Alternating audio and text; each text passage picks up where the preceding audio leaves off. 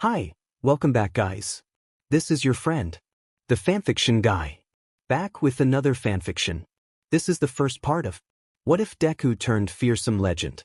Now before starting, please give this video a like and subscribe to the channel if you want more videos like this. Now let's get into the fanfic. Everyone has heard of the butterfly effect. The theory that minute changes can have incredible effects down the line. A butterfly flaps its wings in Africa, and in the Atlantic a hurricane forms. But sometimes, the butterfly's wings are as powerful as a hurricane from the beginning, and things change quickly. Sometimes, butterfly wing crosswinds blow fate off course. A series of seemingly random, unconnected events occur. Bribes change hands and 4 underdogs get elected to political positions. 2 in the government, 1 on the hero board, and 1 becomes the police commissioner. The heads of 3 major news networks are replaced with people sympathetic to a certain cause, or at least liable to be bought. A skinny man named Toshinori, with clothes too big for his form, trains a skinny boy with a heart too big for his head. A centuries-old villain gains a simple quirk, one that induces fear and dampens reactions in a radius. A symbol passes on power to his successor.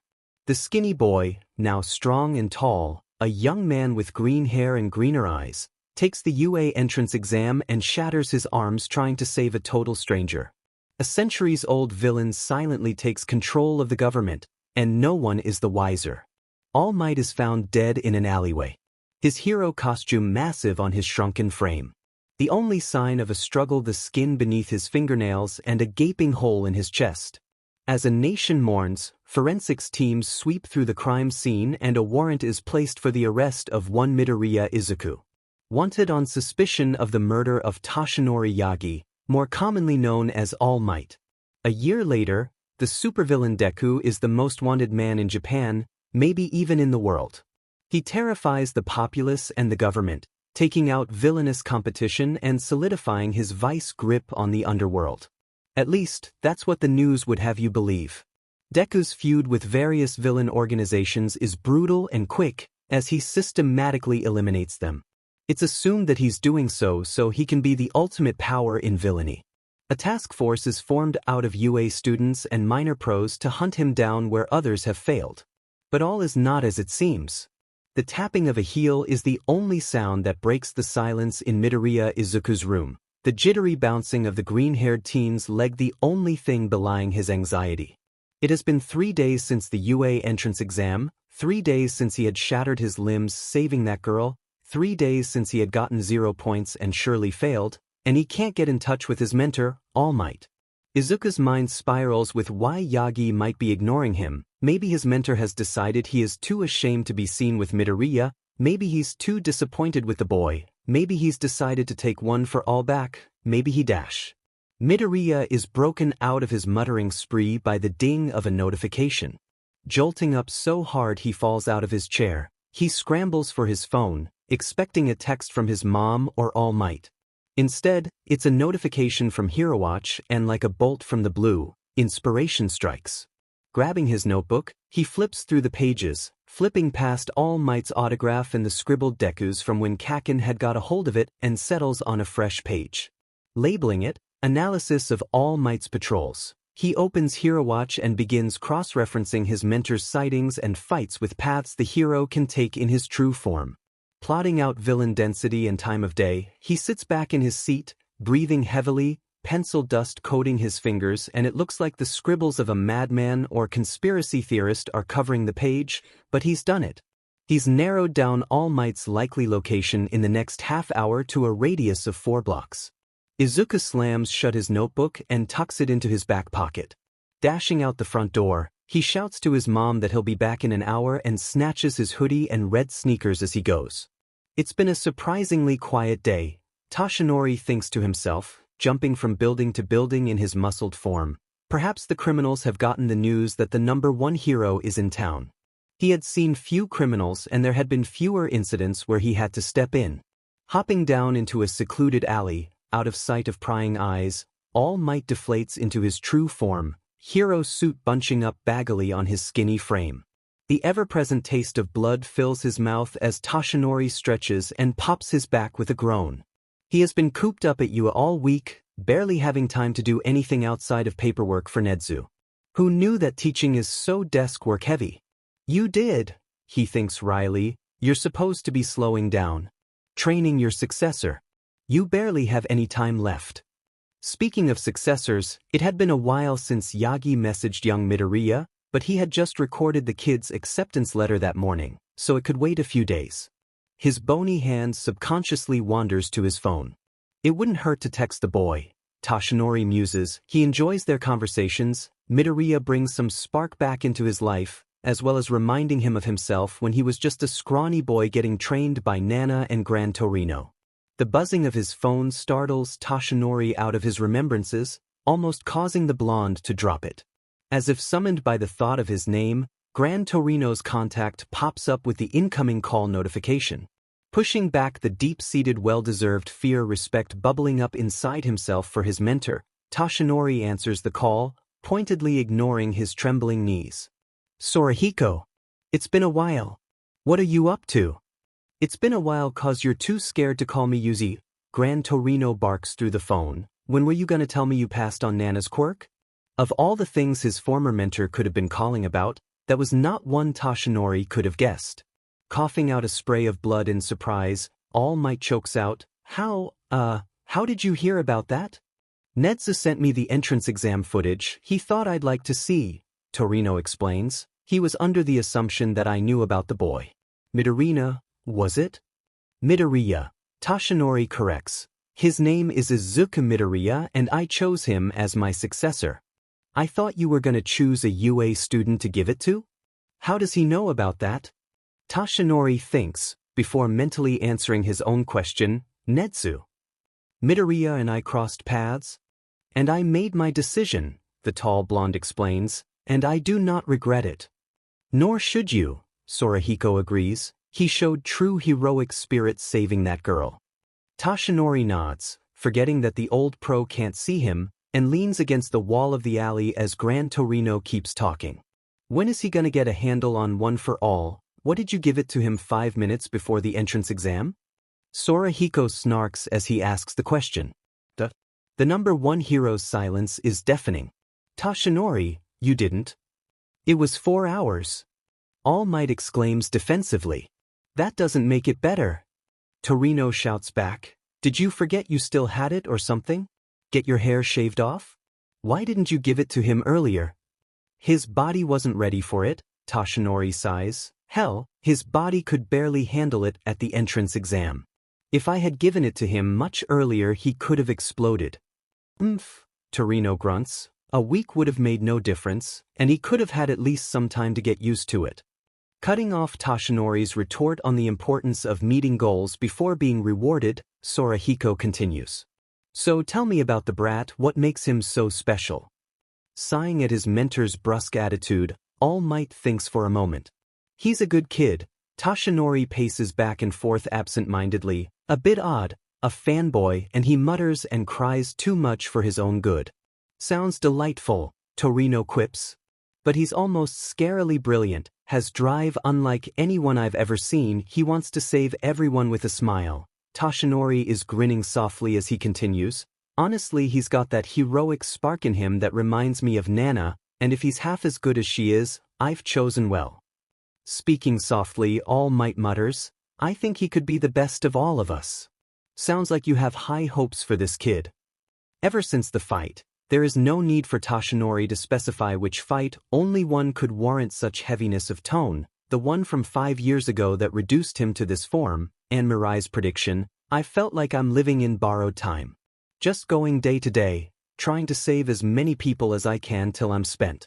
But with Midoriya, I feel like I've got something to look forward to, a successor to train and support. It sounds like he's a good fit, Gran Torino comments softly. Yeah, like I said, he's a good kid. All Might hesitates as a figure forms at one end of the alley. He's? Toshinori, what's wrong? Torino asks, worried about his former student's hesitation. The figure solidifies, green hair becoming apparent as the shadows recede. He's in this effing alley. What? Ignoring Sorahiko's question, Toshinori calls out, young Midoriya. What are you doing here out this late? I'm sorry, All Might, the green-haired teen apologizes as he jogs closer. I just really needed to talk to you. Ignoring the feint, is that the kid? Let me talk to him. From Gran Torino's end of the phone call. Toshinori asks, what's so important that you couldn't wait for later? I needed to apologize but you weren't answering my texts, Midoriya explains. Ah, Toshinori coughs sheepishly, glancing down at the phone in his hand. About that dash. Oh, am I interrupting your call? Izuku says as he catches sight of the device. I'm sorry, Mr. Yagi, I don't mean to be a bother and I know that you're on patrol and I probably shouldn't be bugging you right now but dash. It's okay, kid. All Might waves off the incoming mutter storm. It's nothing important, just an old friend. An old hero called Gran Torino. Who are you calling old, you tadpole? Gran Torino shouts from the phone. Warily eyeing the device that's on speakerphone, Midoriya comments. He sounds nice. Chuckling internally, Toshinori asks, so what was it you wanted to say that made you come search me out? To his surprise, Midoriya gets onto his knees and bows lowly, forehead touching the cement. I'm sorry for failing the entrance exam and failing you.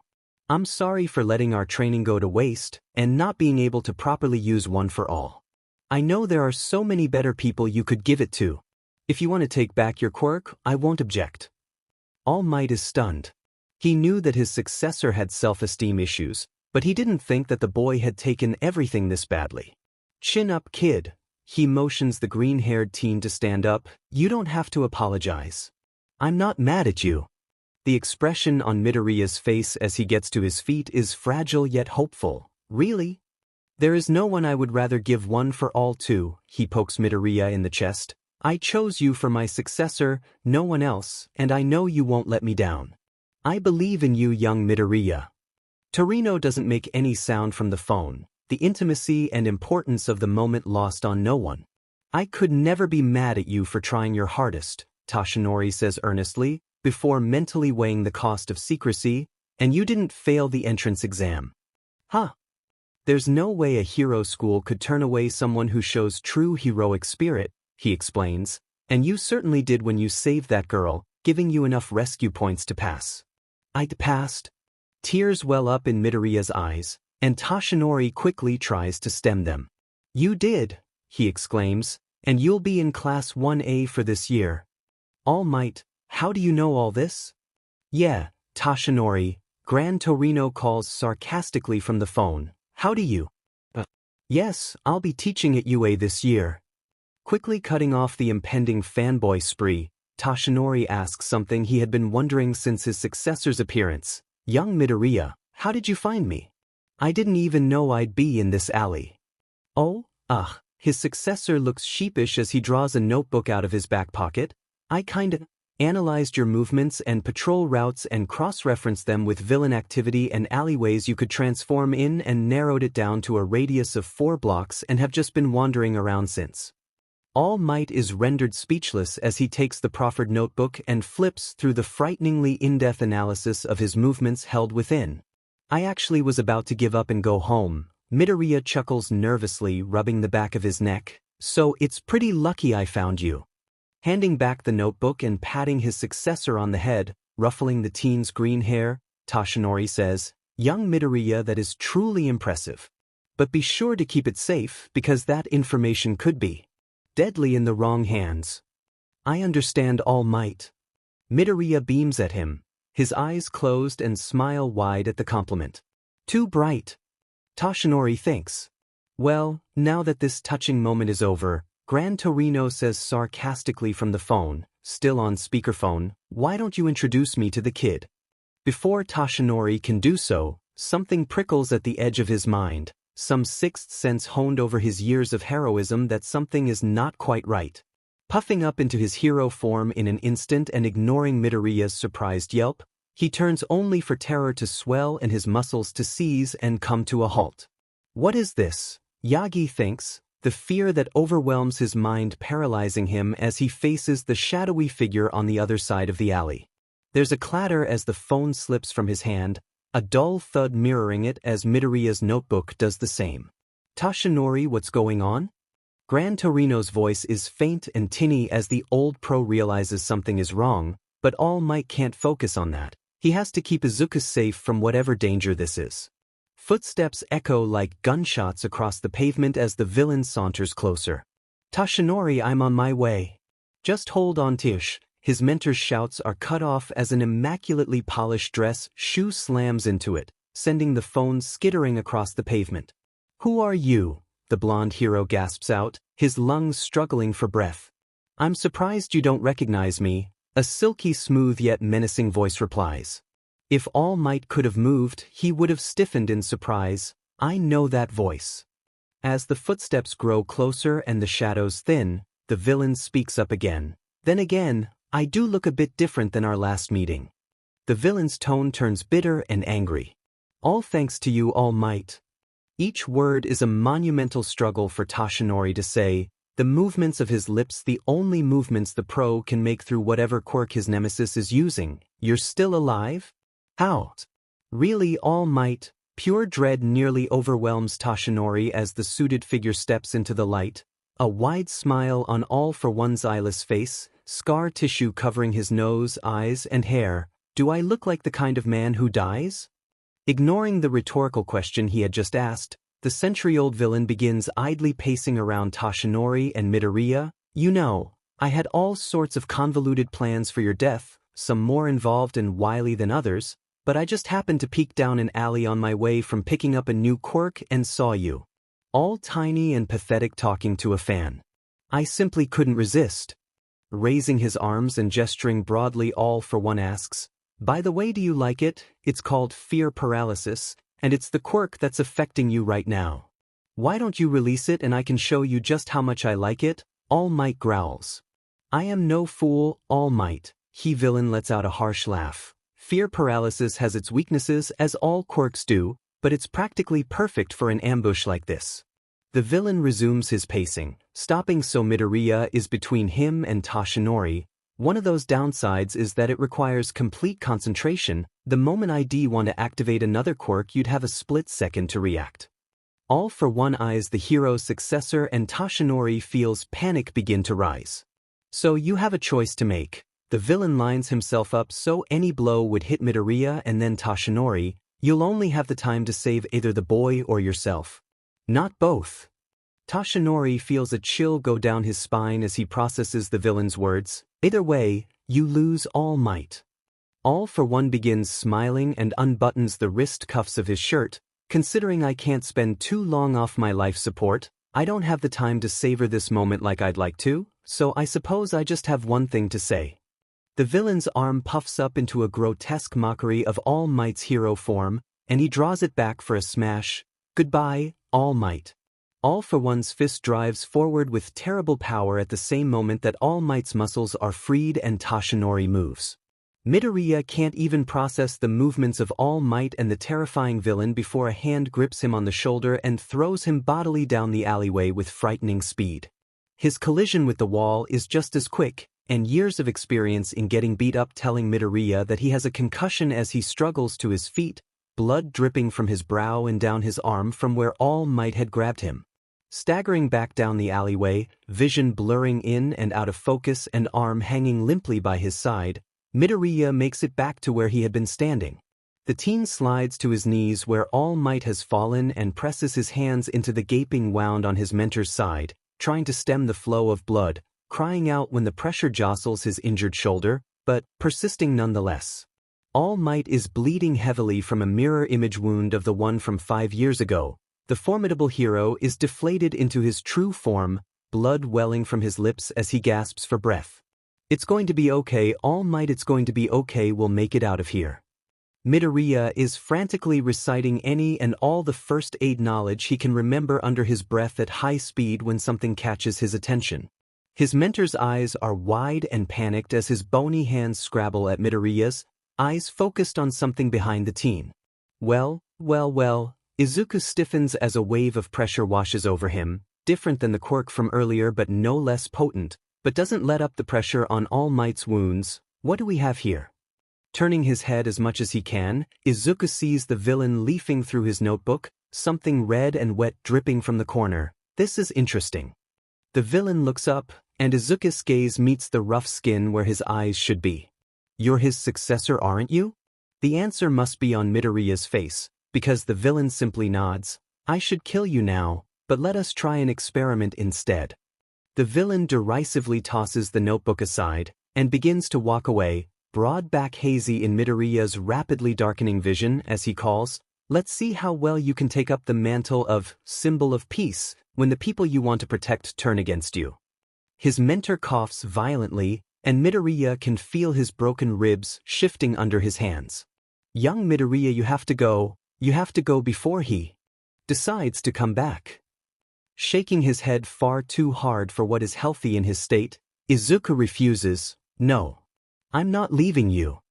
You must. All Might insists, a hacking cough that sprays blood onto Midoriya bursting out. You must carry on One for All's legacy. My legacy? Next, it's your turn. You must tell the world, I am here. I am here, Izuku echoes, vision fading out and in and tears running down his cheeks, and I can't do this without you. You can, you will, I believe in you, All Might. Toshinori's finger pokes him in the chest. You're next.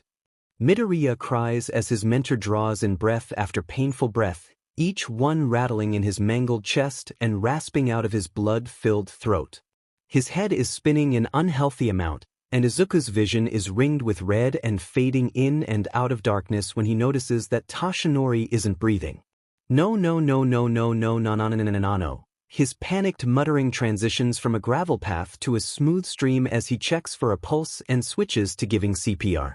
Come on, you can't die, you can't leave me, Midoriya croaks as he mentally sings along to an old song with the proper beats per minute for compressions. I've been kicked around since I was born, and now it's all right, it's okay.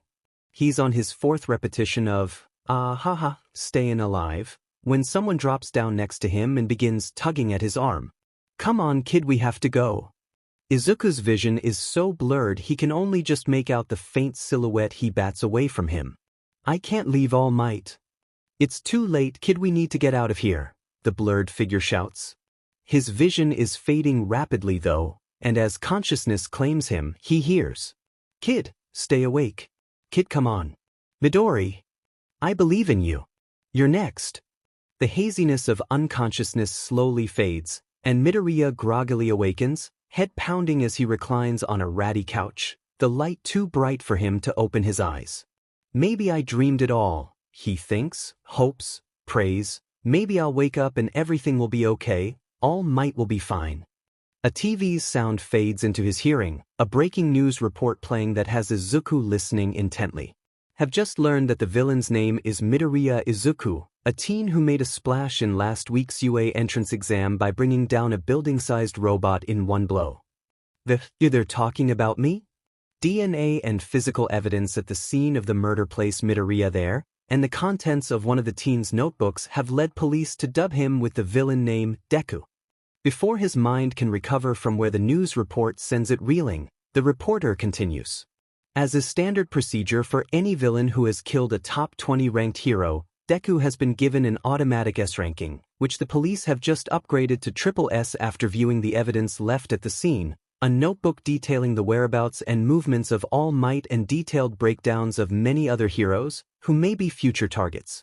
Police called the research chillingly thorough and advised citizens to be on alert for the criminal mastermind on the run, the young man who brought about the death of our symbol of peace.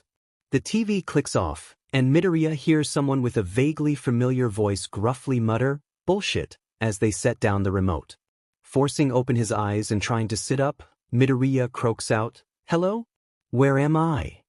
"Easy, kid," the same voice calls, placing a hand in his shoulder to keep him from sitting up. "You've got quite a concussion, move slowly." Sitting up more gingerly now, Midoriya takes in the sight of a wizened old man in front of him, domino mask on his face and clunky yellow boots making up his white and yellow hero suit. A cane and cape lay discarded by the door, and despite the man's age, the bright light of cunning shines behind his eyes. "Gran Torino?" "Yeah, kid, it's me. You're Midoriya, right?" What happened? Where's All Might?" Gran Torino sighs heavily and hands him a glass of water. "By the time I got to the alleyway, All Might was dead."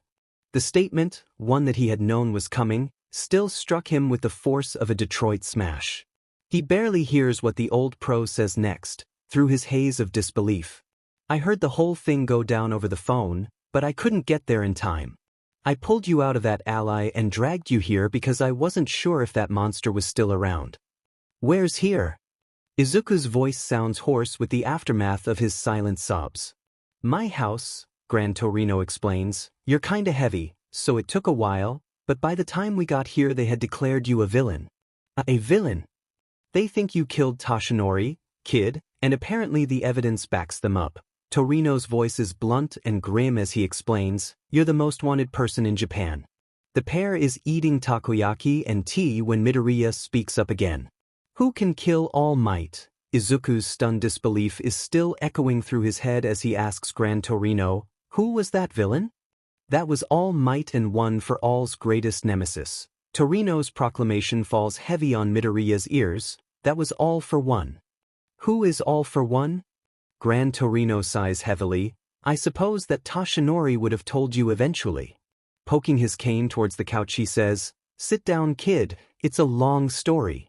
As Midoriya sits, and Gran Torino pulls up a chair, the old hero begins his explanation. The fates of All for One and One for All are intrinsically intertwined. One is a quirk that can be passed down, a sacred torch held by the wielders. And the other is a quirk that can steal and assimilate any quirks its user wishes. After checking to see that Midoriya is listening, he continues. One for All has had 9 users, counting you, and All for One has had only 1. The villain from the alley, Midoriya says solemnly. Nodding, Gran Torino continues. All Might brought All for One's criminal organization to its knees, systematically eliminating his support in a hidden campaign that ended in a fight 5 years ago, when he defeated All for One and got his wound. But the story doesn't start there, the old hero says. The story of One for All, Gran Torino says, eyes glassy with memories, is a story that starts with the dawn of quirks. A story that starts with a quirk that can steal quirks. The very air feels weighty with significance. It's a story about 2 brothers. So now what? Now, Gran Torino says, we worry about proving your innocence, training you and protecting you from All for One. I don't think we need to worry about that last part. Midoriya hedges. What do you mean? Gran Torino asks sharply. All for One said something about seeing how well I can take up the mantle of symbol of peace when the people I want to protect turn against me, Midoriya recalls, so I think he has plans for me. Or at least wants to watch how things turn out. Gran Torino grunts, we still need to worry about the other 2. Midoriya nods because that makes sense. But first, you need to go take a shower, the hero gestures to his arms, you're filthy. Midoriya looks down to see a dark red coating flaking off his arms. After a moment of cognitive disconnect, he finally recognizes it as All Might's dried blood. Watching him hold back his nausea, Gran Torino sympathetically tells him, there's a shower upstairs, and a spare set of clothes in the closet. Take your time and clean up. Midoriya can only nod shakily, tears welling in his eyes as he hurries upstairs. Midoriya gingerly rotates his arm, wincing as his shoulder catches on where it had dislocated by All Might's grip and been clumsily relocated. The green-haired teen walks back downstairs, freshly clean but no less downtrodden. He hears Gran Torino talking to someone in a low voice.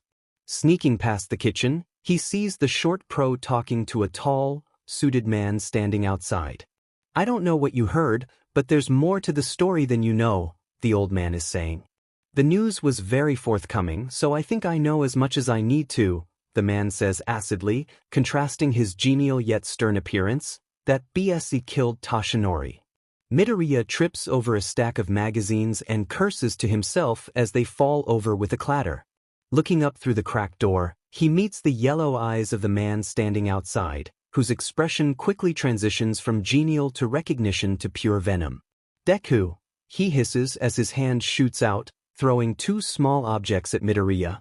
The objects barrel into the teen with astonishing force, one hitting his chest and the other slamming into his injured shoulder. The impact drives Midoriya into the couch with a pained yelp as Gran Torino shouts, Mirai. No. Another thrown seal knocks Gran Torino off course, sending him crashing into the microwave as the tall man leaps across the room, snarl on his face as he draws a long knife from somewhere. Why did you do it? He snarls at Midoriya as he leaps onto the boy, slamming him down roughly, the knife pressing harshly against his throat, drawing a thin line of blood. Why did you kill All Might? I didn't, Midoriya yelps, though the cold steel pressed to his throat. It was all for one. The man's eyes flash purple, before fading back to their normal yellow. The enraged snarl on his face fading back to the genial indifference. I see, the man says, rising up and straightening his suit, the knife disappearing into the folds as he takes a step back. That's it. Gran Torino shouts as he pries himself out of the crumpled microwave. What did you see? Are you done trying to kill people, you brat? Someone will be by momentarily to verify his story, the tall man replies. I wouldn't want to make any rash decisions. No rash decisions, Torino mocks derisively, sure. Ignoring the other pro, plucking up one of the projectiles that he had thrown at Midoriya and tucking it away, the hero notices the teen's injured shoulder and winces faintly. My apologies, my seals can pack a punch. The word, seals, rings a bell in Izuku's mind, and he realizes who the man is. You're Knight. Indeed, All Might's former sidekick nods. And you're Midoriya Izuku, the most wanted villain in Japan. I'm not a villain, Midoriya retorts fiercely. We'll see. The hero takes a seat at the kitchen table, pulling out a chair and positioning it in an odd angle as Gran Torino joins him, with Midoriya doing so as well, at a loss for what else to do. What are you doing here? I didn't know if you heard the news, Night Eye answers the grumpy pro. I know you don't have a computer. I'm old, not completely disconnected, Sorahiko grumps. And besides, what the hell did you mean by, someone will be by momentarily? Exactly what I said, Night Eye says, gesturing towards the door with a hand that holds a seal, the door handle jiggling as the door slowly opens. Sorahiko, a plain voice calls, do you realize your door is unlocked? A trenchcoat man appears from behind the door, and when he sees Midoriya, something like rage flashes across his features as the man's hand dips for his sidearm. You! A thrown seal knocks the gun out of the man's hand, and Gran Torino bounces off the wall, knocking the man into the other chair Night Eye had pulled out. Calm down, Tsukachi, Gran Torino says, holding the man down as he tries to rise. Sit down, detective, Night Eye commands, and put your phone on the table out of reach. The pro hero draws his knife, and don't even think about hitting the panic button I know you carry. Seethingly, the man complies before barking out, I don't know how you two are sitting there so calmly when that monster killed our oldest friend. I didn't kill All Might, Midoriya interjects hotly, it wasn't me. To the teen's surprise, the struggling man calms instantly, enraged face falling flat as he sighs and hangs his head. All right, he sighs. Can you tell me what happened? He believed me, Midoriya wonders, just like that? Bowing lowly, Midoriya says, thank you for believing me, Detective Tsukachi. It's not like I had much choice, the man says wryly. My quirk is lie detector. As soon as you said it I knew you were telling the truth. Dots connected in Izuku's mind as he turns towards Night Eye. That why you calmed down. You saw me thanking him so you believed me. The lanky pro inclines his head. Indeed, though I was waiting for the detective to be sure. How did you know my quirk? Night adds. I endeavor to keep it fairly secret. I like heroes, Midoriya explains sheepishly. I do a lot of research. Like your notebooks, Tsukachi realizes out loud, like the one we found in the alleyway. Yes. What are you doing here, Naomasa? Torino asks. I didn't know if you heard the news, the detective answers. I know you don't have a computer. Gran Torino glares down Night Eye's pointed look and Midoriya's awkward chuckle, much to Naomasa's confusion. So we know you didn't kill All Might, the detective asks, but what actually happened? I would like to know as well, Night Eye says. All for one killed All Might, Gran Torino says bluntly. I was on the phone with Toshi when it happened. Midoriya's been framed. Perhaps you should start from the beginning then, Tsukachi says, pulling out an old-school audio recorder and notepad, and tell me everything. The beginning? Midoriya asks, receiving a nod from the three men. I guess it starts at the UA entrance exam, the biggest day of my life, where I tripped the second I walked through the gates. Midoriya finishes his story, his voice hoarse, wiping away faint tears as Tsukachi offers him a glass of water. So you are truly not the villain and are Tashinori's successor, and we need a way to prove your innocence, Sir Night Eye says. Detective, do you have any news on that front? They're talking about sharing the investigation with the Night Eye Agency because you guys are the best investigative agency in Japan. That's handy, Gran Torino remarks.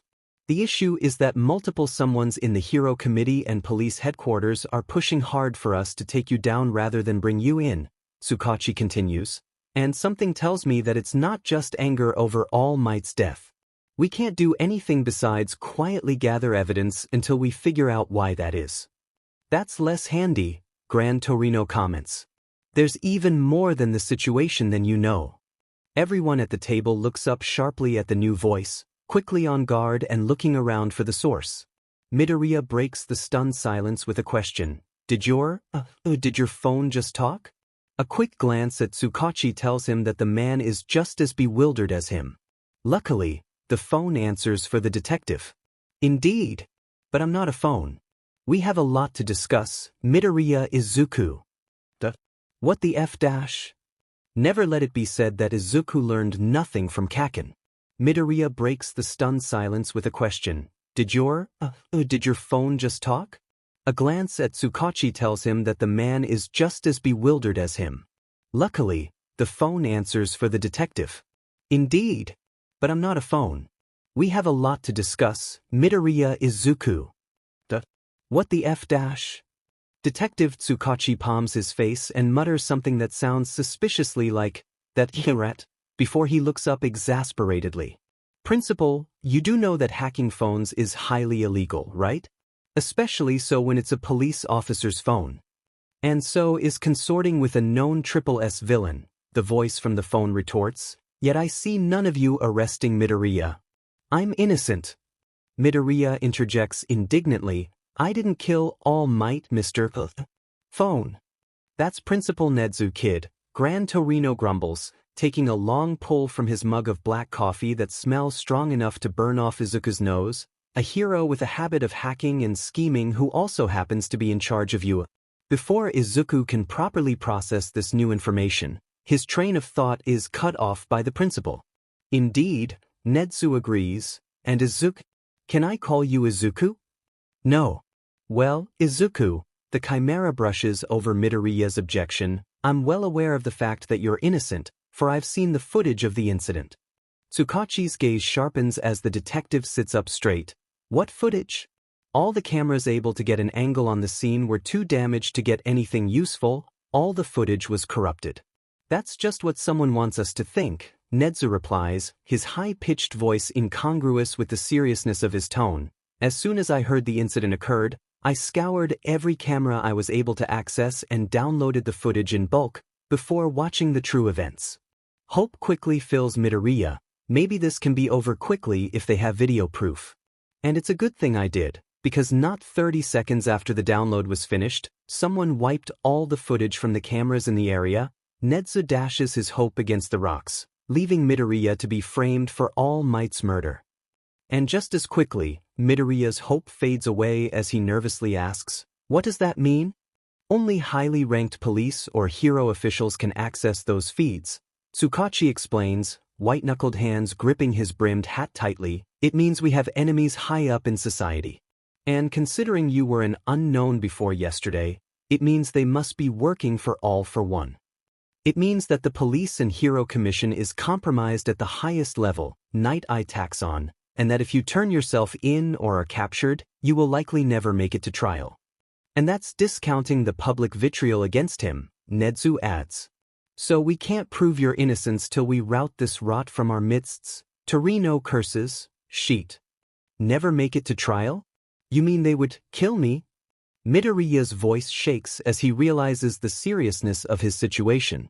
Your S, Izuku, Nedzu says seriously, not many people know it but the SSS designation of a villain is more than just a ranking. Any hero or policeman encountering a triple S villain is granted both the authorization and the recommendation to use lethal force, because generally with that caliber of a villain, if you don't come at them in full force, you will die. The table is silent as that news sinks into Midoriya. Glancing around the table at everyone's somber faces, he could tell that they had already known this, which makes sense considering they're all heroes or a police detective. So what can we do? He asks at a loss. We have to track down who is on All for One's side, and hopefully learn the truth of their involvement before we can even think about turning you in, Nezu says. I have several hunches based on odd appointments and voting patterns, but no evidence. We need to get you trained, Night Eye adds on. One for All is the only quirk that can combat All for One, and he will show himself eventually, so we need to get you up to strength as quickly as possible. It's risky to do that in Japan where every citizen, hero, schoolchild, and cop will be on a lookout for him, though, Tsukachi points out.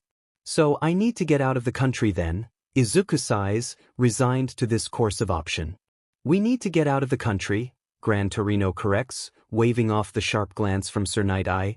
I'll be dead if I let the holder of One for All go without training. I'm coming with you. Where would you go? Night Eye stresses. Most places have extradition laws unfavorable to our cause, and the International Hero Committee will likely mimic your triple S rank. I may have a solution to that. Nezu pipes up from the phone. One of my teachers has dual citizenship with the island and is likely to help train you. David Shield will likely be sympathetic to our cause when he learns the truth of your involvement. That would work, Tsukachi nods. The island is highly independent, a product of its formation, and is technically its own country. And they have the resources to best train and outfit you, Sir Night Eye agrees, looking towards Gran Torino to check with him. It's a logical move while we track down these All for One sympathizer.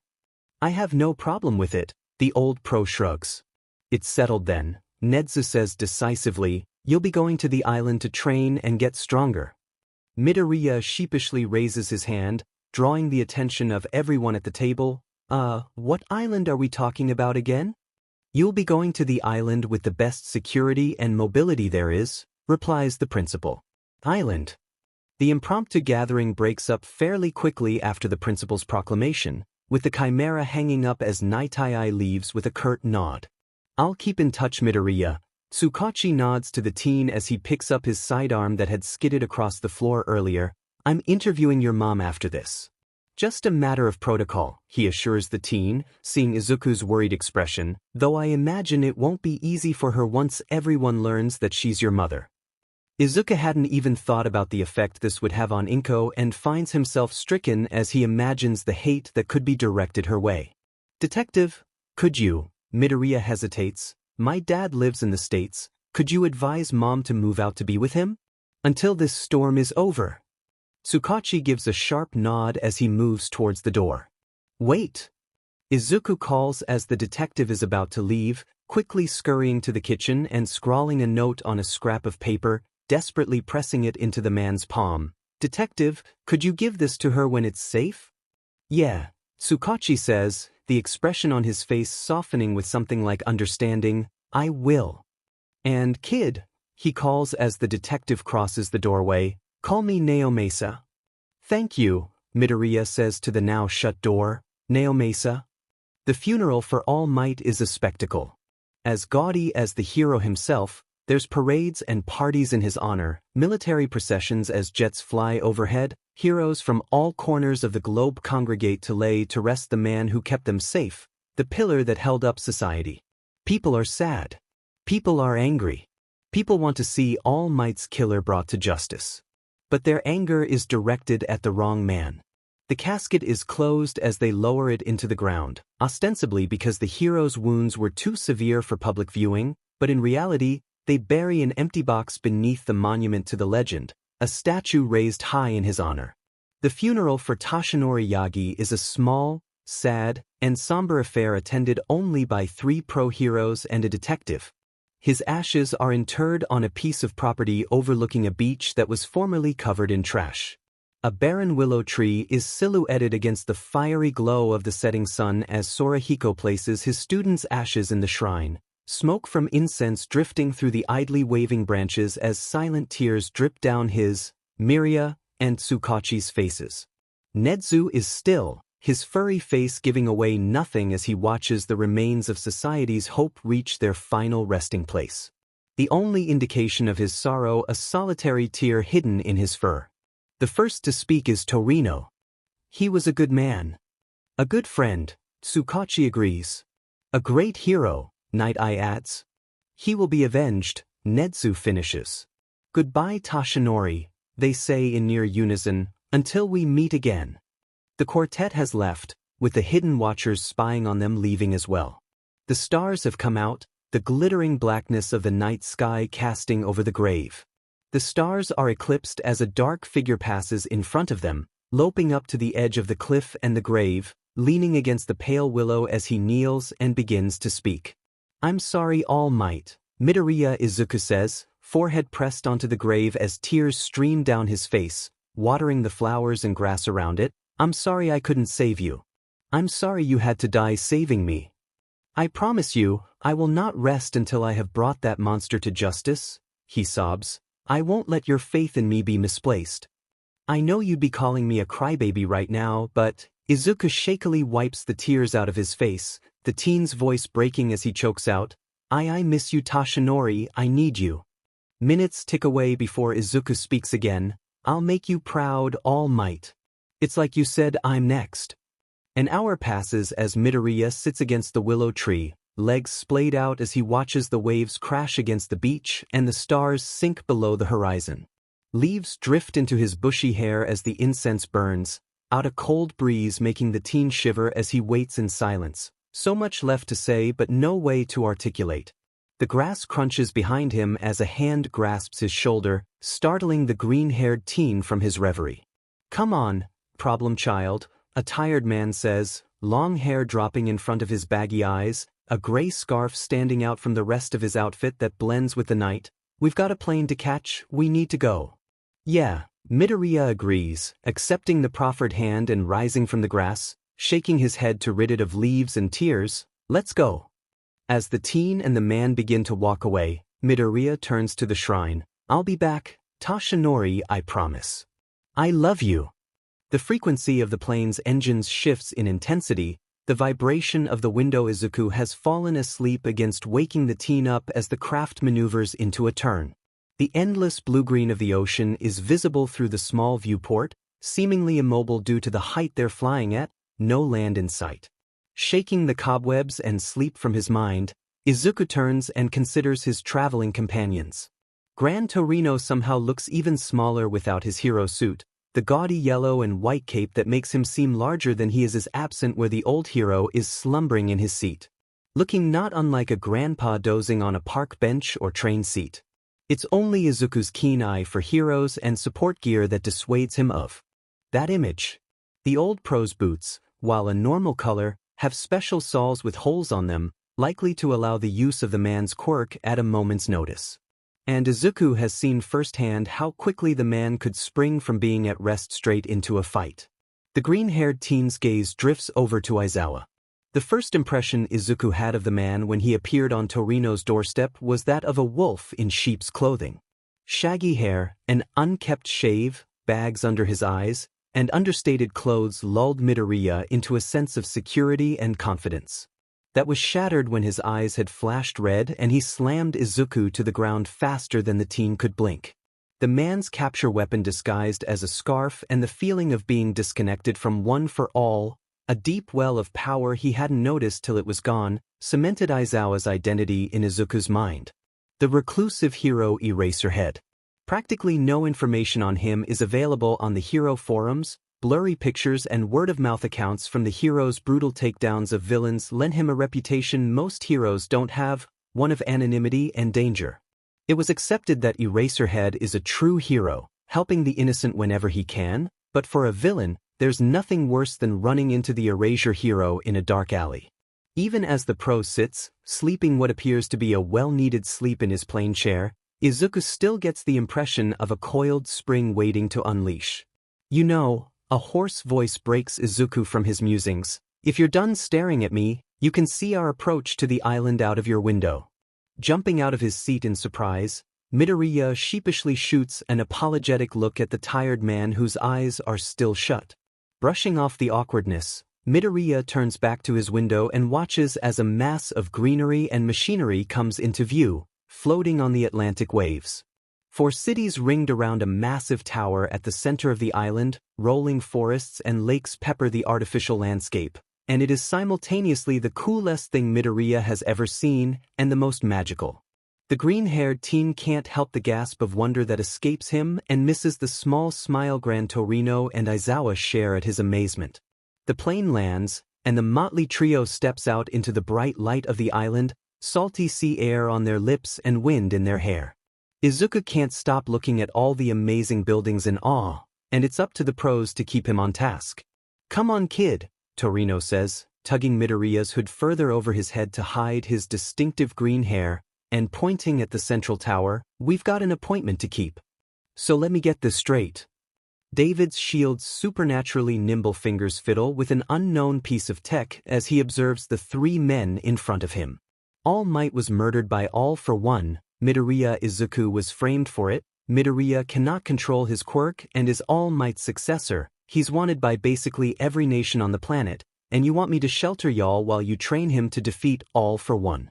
That's the long and short of it. Gran Torino agrees, watching David warily. If he turns them away, they have nowhere else to go. "Please, Director Shield," Aizawa speaks up, "we want to see justice served for All Might, and I know you do too." Eraserhead, David raises a hand to interrupt the hero. "We've known each other long enough. Call me David." "If you insist." "And I agree," David tacks on. "Wait, just like that?" Midoriya asks, an incredulous expression on his face. "I'm an outlaw. If it's found out I'm here, everyone will turn against you." "Tell me, Midoriya," the director asks the teen, "what do you know about the founding of Island?" Taken aback by the non-sequitur question, Izuku nevertheless replies, "Well, we were taught in history class that the island was created to gather the world's top researchers to a safe place where their combined talents could study quirks." David hums. "Technically not incorrect, but you'll find that history often played out differently than it is recorded." In the aftermath of the advent of quirks, chaos reigned. Midoriya quickly finds himself drawn into David's storytelling. Those with the knowledge of advanced tech and useful quirks were highly sought after, both by regional warlords and corrupt governments. That is why 2,000 of the world's brightest minds abandoned their countries, banding together to provide a safe place for them and their families, far away from the influence of those with ill intentions, creating a floating island to escape the long reach of their pursuers. Thus, Island was born. Island was founded on the backs of pioneers, rebels, and renegades, David says proudly, arms spread wide as he looks at Izuku. "I think you'll fit in here just fine." The director of Island sets them up in a small apartment bordering a frankly massive training room halfway up the central tower. Each floor requires a different access key, and only Midoriya, Sorahiko, Aizawa, and David have the proper card for their floor. After depositing his meager belongings in his room, Midoriya meets Aizawa on the training floor, per the hero's request. "We've got a lot of ground to cover," Aizawa says, watching him carefully. "If you have any potential at all, you'll hit me with your quirk. Right now." Seeing he has Izuku's attention, he finishes, "Without breaking yourself. A hero who breaks themselves every time they use their power is worthless." The word echoes through Izuku's mind like a gunshot. Worthless, quirkless, and useless, reverberating through his mind as they have so many times before. "No," he thinks, glaring down at his fist as his arm slowly swells with the power of One for All, lightning dancing across his fist. "I refuse to be that worthless Deku anymore." Drawing back his sparking arm, Izuku clenches his butt cheeks and lunges at Aizawa with an internal cry of "SME." As quickly as he moves, his power fizzles out before he can do anything. Eraserhead's quirk activated and capture weapon floating in the air. As quick as Midoriya can blink, the carbon nano-weave fabric wraps around his arm and Aizawa slams him to the padded floor, planting a boot on his chest to keep him from moving. Aizawa glares down at where Izuku has hit the mat, not a hair out of place as he verbally rips into the teen, boot pinning him to the floor. Every hero school in Japan is opening 2 months late to revamp security and curriculum in the aftermath of the death of the symbol of peace. I should be there preparing for my students and helping my colleagues, but instead I'm stuck here on island training you because apparently, bitter sarcasm is readily apparent in the Erasure hero's voice. You're our greatest hope against the biggest villain out there. Midoriya opens his mouth to retort but is cut off as Aizawa continues. I have 2 months to cram 3 years of hero training into you. I will not coddle you like I do my students. I will push your quirk, your body, and your mind to its limits every day. You will not enjoy it. The seriousness of the threat is apparent in his voice as he continues. If you slack off, I will stop training you. If you do not gain control, I will stop training you. If you do not put plus ultra effort into every facet of our training, I will leave you in the dust. The hero's boot digs into Midoriya's chest further as he finishes his speech. Do you understand? I understand, Midoriya replies, voice hard and fire in his eyes. I will not let you down. Aizawa must see something in his face because his expression lightens as he lets the teen up, directing him into a fighting stance. See that you don't. Now, Eraserhead falls into a stance of his own. Try and hit me. Midoriya darts forward with a different attack this time. A quick unpowered jab that is deflected, and before he can blink the teen is on the ground again, capture weapon wrapped around his leg. Again, Aizawa says. Roundhouse, uppercut, side kick. Izuku hits the mat. Again. Kick, dodge, grapple. Izuku hits the mat. Again. This is going to be a long 2 months. The acrid smell of burning electronics and hot metal has become Midoriya's new normal. Metal crumples beneath his fist as a one-for-all powered punch punctures the casing of one of Island's security bots with difficulty, tearing off one of its 3 legs. The incredibly durable robot careens out of the way, listing to one side as Izuku ducks under the blow from a second robot's extendable arm. It's the 15th day in a row he's fought these robots, a part of Eraserhead's hellish training regime to train him to pro hero level, and the minute level of control he has of one for all, making it easier than it could have been. The Erasure hero had spent the first week of their exile to the island training Izuku so that the bare minimum of martial arts form comes as naturally as breathing, as well as forcing him to meditate till he could control his output of one for all. Midoriya no longer breaking his limbs every time he uses his inherited quirk, but it's no less difficult. 8% of one for all flows from his arm to his leg as Izuku kicks out at the third robot, the last of the trio of attackers getting knocked back slightly by the wind pressure from the kick that never connects, causing the bolt of electricity it shot at him to miss by inches. Sheet, Midoriya thinks, transferring one for all back to his arm. That wasn't fast enough. The blasts from the bots aren't lethal, but their effects are incredibly painful. The blast immobilizes you and sends you paralyzed to the floor. Worse than the pain of getting hit is the look on Aizawa's face when he does, a mix of disappointment and irritation. 2 of the robots lash out with security cables, the high tensile wire wrapping around Izuku's arm that's crackling with the power of one for all, green lightning dancing wildly above his skin. These robots are some of the 10 that are allocated by David's shield to Aizawa and Izuku per day, the automated factories on Island pumping out more as quickly as they can destroy them. All of Izuku's quirkless sparring is handled by the Erasure hero, the man not wanting to risk injury by combating a kid with a quirk that he can't control that is capable of destroying a skyscraper.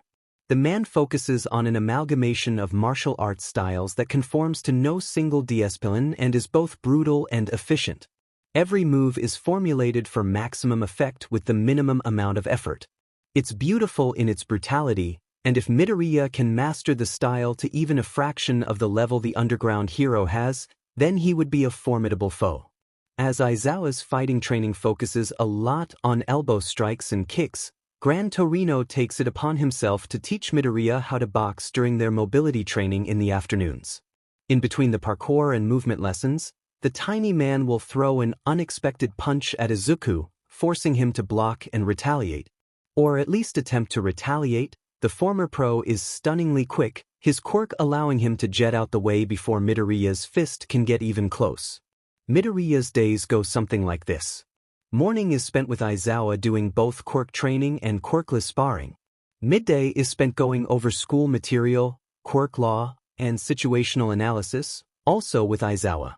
Afternoon to evening is spent with a freshly awakened Gran Torino, the grizzled man having a penchant for waking up around noon, who beats parkour, mobility, and boxing into him on the daily. It's a brutal schedule, and Midoriya goes to sleep bruised more often than he doesn't, but even after a scant 2 weeks, he can already see progress. Shaking away his recollections, Midoriya struggles against the combined grip of the two robots before an idea strikes him. Wrapping the security cables inside his grip, Izuku heaves with One for All, sending the robots flying towards him. Midoriya sends One for All to his opposite arm and prepares to punch the robots flying towards him, but it's slow, too slow, and the bots are almost upon him. Sheet, Izuku thinks frantically, flooding his arm with far too much One for All in his panic, punching forward with the full force of the impossibly powerful quirk. He faintly hears Aizawa's shouted, "Midoriya, no!" as the force from the punch obliterates the robots, sending the shrapnel flying and shaking the room. Izuku hisses out from where he's hunched over his broken arm, the burst capillaries turning it a comical shade of purple as he bleeds from the broken skin. "Easy, problem child," Aizawa says as he places a firm hand on Midoriya's uninjured shoulder. "Straighten up and take deep breaths." Izuku's shoulder is undoubtedly dislocated from the recoil of the blow, and the act of standing up straight sends pain shooting up it. Izuku reiterates, gritting his teeth through the pain, "I messed up. I think my shoulder is dislocated." Eraserhead's tired eyes meet his, and the pro says, "I'm going to take a look at it to see if I can relocate it safely, but you need to do something to take your focus off the pain." "Like what?" Aizawa's fingers run lightly over his blemished skin, the bones bulging abnormally underneath Midoriya's tank top as the hero probes the damage. "Why don't you tell me why you want to be a hero?" "I want to save people." Midoriya's face is more serious than Aizawa's ever seen it. "I want to save people with a smile like All Might. I have his legacy to uphold." Midoriya hisses slightly as Aizawa pushes a little too deep into his muscle. "I've never been able to pass someone up who needs help, and if I have the ability to, then how could I not dash?" A loud cracking sound rings through the training room as Aizawa abruptly relocates his shoulder. Izuku glares at his teacher. "What was that for?" "If you had known it was coming then you would have tensed up," Aizawa explains, deadpan. Midoriya can't argue with that as much as he would like to, so he says nothing as the hero guides him towards the elevator, inserting his keycard and punching the button for David's private lab. "Your form was decent, and you had a good handle on your quirk during the first part of the fight," Aizawa says after a moment of silence, critiquing Midoriya's progress as he does after every fight. "Your move with the security cables showed ingenuity and imagination. Overall you did well. Although perhaps I shouldn't have moved you to 3 robots so early." "I could have handled it," Midoriya mutters. "But you didn't," the hero replies bluntly, causing the team to wince. "Tell me what you did wrong." "I panicked," Izuku answers, and it's clear he's beating himself up mentally. "I tried to do something I couldn't do quick enough with my quirk and panicked when it didn't work." "No," Aizawa corrects, "panicking is okay. Panicked reflexes can keep you alive. Where you went wrong is that you panicked and lost control. In the field, if you're lucky, a mistake like that will end with you being dead." Midoriya isn't sure he wants the answer, but he asks anyway, "And if I'm not lucky? Then the people you're protecting will be dead." The weight of that statement quashes conversation as the elevator makes its journey from their floor on level 42 to David's lab on the top floor. "I'm sorry," Midoriya eventually says. "Don't be sorry," Aizawa commands. "Be better." The elevator dings open and the pair steps out into David Shield's private lab. The room of reflective surfaces and mind-blowing holograms is empty, the man who frequents it being off on some errand, likely doing duties as director of the island or spending time with his daughter. "Go sit down." Aizawa gently pushes Midoriya towards a couch in the corner, being careful to avoid jostling his arm. "I need to make a call." Midoriya is doing everything he can to take his mind off the pain, reciting hero stats, going over quirks he's observed, and eavesdropping on Eraserhead. "Hey," his teacher says into the phone, Can you come to the tower? Someone needs your healing. No, I can't go to the hospital. For valid reasons, okay? I'll see you in a minute then. Thank you. Aizawa hangs up and strides back to Midoriya. As I'm sure you overheard, someone is coming up to heal you. They should be able to fix your broken arm. Midoriya sheepishly acknowledges that he was caught listening in and asks, are they trustworthy? Are they not going to freak out about? Midoriya gestures to his very well-known and hated face. This? They won't rat you out after we explain things. Aizawa reassures him, I trust them with my life. As he finishes his reassurances, the elevator door slides open, and a loud voice calls out, Aizawa Shoyuta. Why am I just now hearing that you're back on the island, and have been for weeks without telling me? And you better have a good reason as to why you're with the most wanted person in Japan. I do. Aizawa reassures the woman, glancing at Midoriya who's taking in the scene with wide eyes, stunned that someone would yell at Eraserhead like that. And I'm sorry I didn't tell you earlier. Midoriya, I'd like you to meet one of the best orthopedic doctors on Island. Aizawa introduces, this is Aizawa Shigeka. My mother. I can heal this, Shigeka says after a moment of examining Midoriya's arm, the teen in question still reeling over the revelation of her identity. He had known that Aizawa must have had some connection with Island to hold dual citizenship with it and Japan, but he hadn't expected this. It will be painful, she explains, and I can do nothing about the cuts or burst capillaries. My quirk only works on bones. Whatever you can do would be a great help, Aizawa tells his mom. I'm sure you can see why we didn't want to go to the hospital. Yes, about that, Shigeka glares at her son as she digs through her medical bag. Care to explain what is going on here? Aizawa simply sighs, rubbing his brow as if he has a headache as he gestures for Midoriya to explain. I'm innocent, Midoriya starts, preparing to explain the story once again. I was framed by the man who truly killed All Might. Shigeka hums as Izuku finishes his explanation. That's quite a story, but I believe you. You do. Midoriya's eyes are painfully hopeful. Yes, she nods. My Shoyuta has never been one to lie, and if he believes you, then I believe you. Now, Shigeka waves of Midoriya's thanks. Let's get those bones healed. Her hair begins to rise much like Eraserhead's, and Midoriya sees her eyes glow red at the same moment that his bones snap back into place, accompanied by lots of pain. Oh. It hurts, she agrees, handing Midoriya a set of pills from her bag. These will dull the pain. She pulls out a set of bandages and begins gingerly wrapping Midoriya's split skin where it had burst from his 1-for-all 100% strike. My quirk won't help with these, and they will almost certainly scar. She hands him a pod filled with liquid. Eat this. It will send your red blood into a collagen-producing frenzy, and will heal those in a matter of days. Midoriya takes it from her gingerly and bites into it. It bursts inside his mouth, an odd-tasting liquid gushing out and down his throat as he looks at her curiously, silently asking what it was. It's an Island invention that you can't find anywhere else, Shigeka explains as she ties off his bandages, because it's dangerous in large quantities. You'd be amazed at how often these silly scientists get injured, she grumbles as she packs up her medical. But she makes her way back towards the elevator, explaining how he should be able to remove the bandages in about 3 days but to take the rest of the day easy. Kissing Aizawa on the cheek as she strides past, Aizawa's mom calls out as she steps into the elevator, and Shoyuta? I want to see you at our weekly dinners again. Bring your little fugitive student too.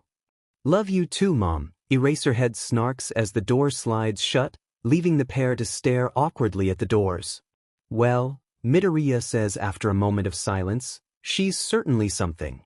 Aizawa lets out a little huffing chuckle as his lips quirk into the first smile Izuku's seen since he showed the man one of his remade analysis notebooks. You have no idea.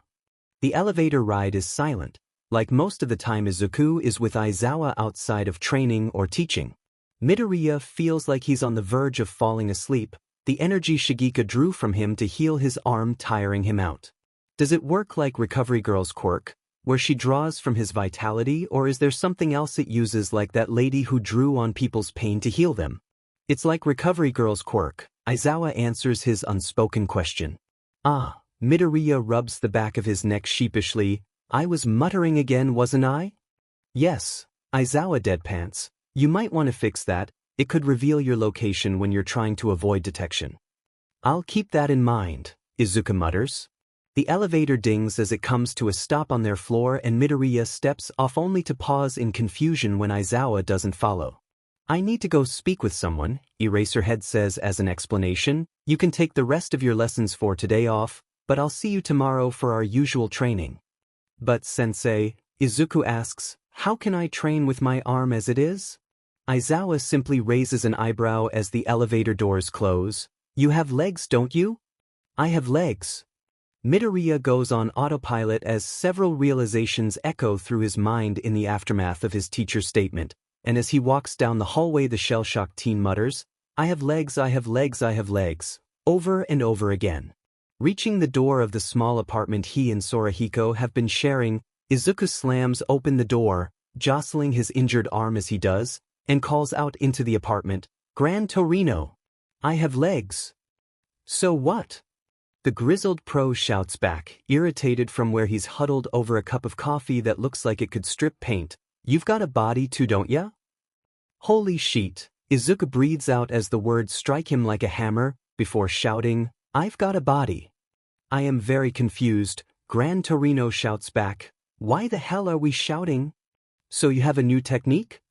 Gran Torino takes in the sight of Toshinori's successor mumbling up a storm, words like distribution, threshold, and maneuverability floating through the mess of incomprehensible sounds. Kid, Sorahiko calls to get Midoriya's attention. You going to chatter all day or are you gonna show me this new technique? Oh right, Midoriya shoots a sheepish smile his way. Sorry? The green-haired teen falls into one of the many stances Torino and Aizawa have drilled into him in the last couple weeks. One that promotes stability but also leaves you primed for sudden movement. I've been using one for all inefficiently, the teen explains as his uninjured arm begins to crackle wildly with the energy from one for all. I've been keeping it focused on the limb I'm using and shuffling it to the others as I need it. But it's too slow. But that's not how bodies work. Midoriya's brows furrow in concentration, a surprised Torino watching as the lightning flows up and around the teen's shoulders like a cloak. Every muscle movement is supported and accentuated by your entire body. Kicks gain power from the hips, hips have stability through your core and so on. The energy crackles wildly as it flows down Izuku's chest, coating his hips and legs as it flows downward. Instead of activating it and moving it around, he finishes as the lightning coats the teen's entire body, coating him like a second skin instead of crackling wildly into his surroundings as it did before. I keep it on all the time, in my entire body. This kid, Torino thinks with a grin as he takes in his student's new technique, is always full of surprises. It's about time, he says aloud. Think you can move like that? Midoriya gives a shaky nod, grin as bright as the energy around him. Good. Gran Torino says, firing his quirk up and jetting away through the cement maze that they use for mobility training. Now let's see if you can catch me.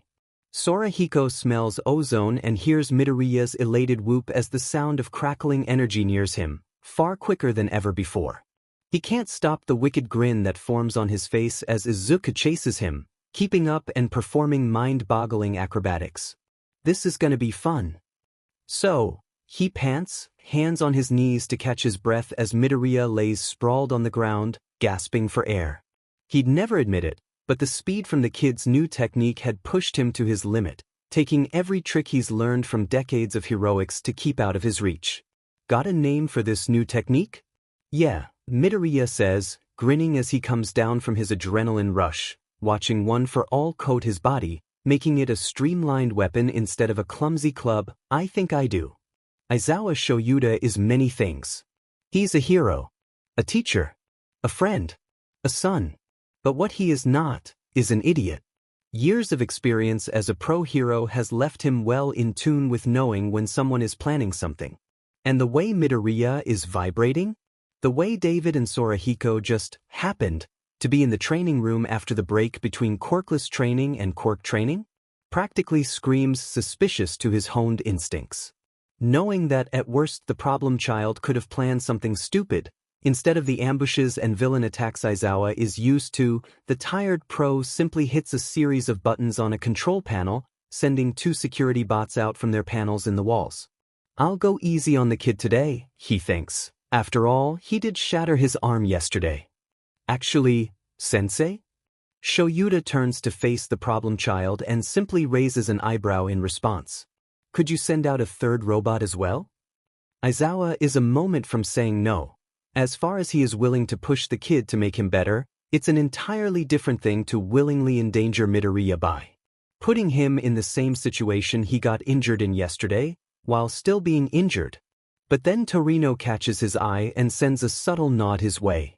With an eye roll that sends the message of, "It's your funeral," Shoyuta shrugs and types in the sequence, sending the 3rd bot out. Try not to injure yourself today, he calls to Midoriya, hitting the button that activates the robots. Begin. Aizawa prides himself on being stoic and controlling his expressions, but he can't help how he chokes on nothing as Midoriya lights up like a Christmas tree and tears through the robots in less than a minute. Problem child. Shoyuta thinks he's keeping a remarkably level voice. What the hell was that? I figured out how to use my quirk better, Izuku replies, and the kid isn't even breathing hard. I call it full cowling. An intimidating grin spreads across Aizawa's face, making Midoriya recoil slightly. Now this I can work with. One for all, full cowling 12%. Midoriya activates his inherited quirk as he stares down 10 of the heavily reinforced security bots. After he tore through the standard models like they were made of cardboard, Director Shield had upgraded them with thicker armor and heavy-duty servos to better combat people with strength quirks. Fighting 10 of the new designs at once pushes Izuku to his limits with the low level of 1 for all he can use. It's certainly doable, but it's not easy. Izuku crouches down, primed and ready to move once the fight starts, and hears Aizawa shout, "Go!" Izuku dives forward underneath the blasts of the security bots, ending up directly in their midst. A roundhouse kick blasts them with enough air pressure to send them backwards far enough to give him some room to breathe, knocking their blasts off target and giving him time to jump and wrap his legs around the head of one, flipping the robot on its side and ducking behind it as the rest of the bots regain their target and fire a round of blasts into its armor, taking it out. That's one, Midoriya thinks as he darts from behind his makeshift shelter, a flurry of punches cracking the casing of another bot allowing him to reach inside and yank out its power core, and that's two. It took far too many punches to break through the armor, giving another robot time to wrap its security cables around Midoriya's legs and start dragging him to it. Sheet. The teen curses, spinning into what he's sure is a breakdancing move, although Aizawa refused to confirm that when he taught him it, and yanks the bot off balance, freeing up his legs. Vaulting into the air, Midoriya vacates the space a moment before two robots crash together where he just was. Dragging his hips into a spin as he falls back down, Midoriya feeds more one for all into his leg, briefly upping the percentage to 20% as he lands an axe kick on the head of the robot that had captured him, driving its head straight into its chassis as it short-circuits. That's 4. Izuku sounds off as he grimaces in pain, shaking out his leg, and that's gonna hurt tomorrow. 20% is as high as he's been able to go in a limb without outright breaking it, but that amount still weakens the bones, so he can't use it often. To Midoriya's great irritation, he hasn't been able to force full cowling past 12% and it's holding him back. A robot's pneumatic arm slams into his back, knocking the breath out of the teen and sending him to the ground.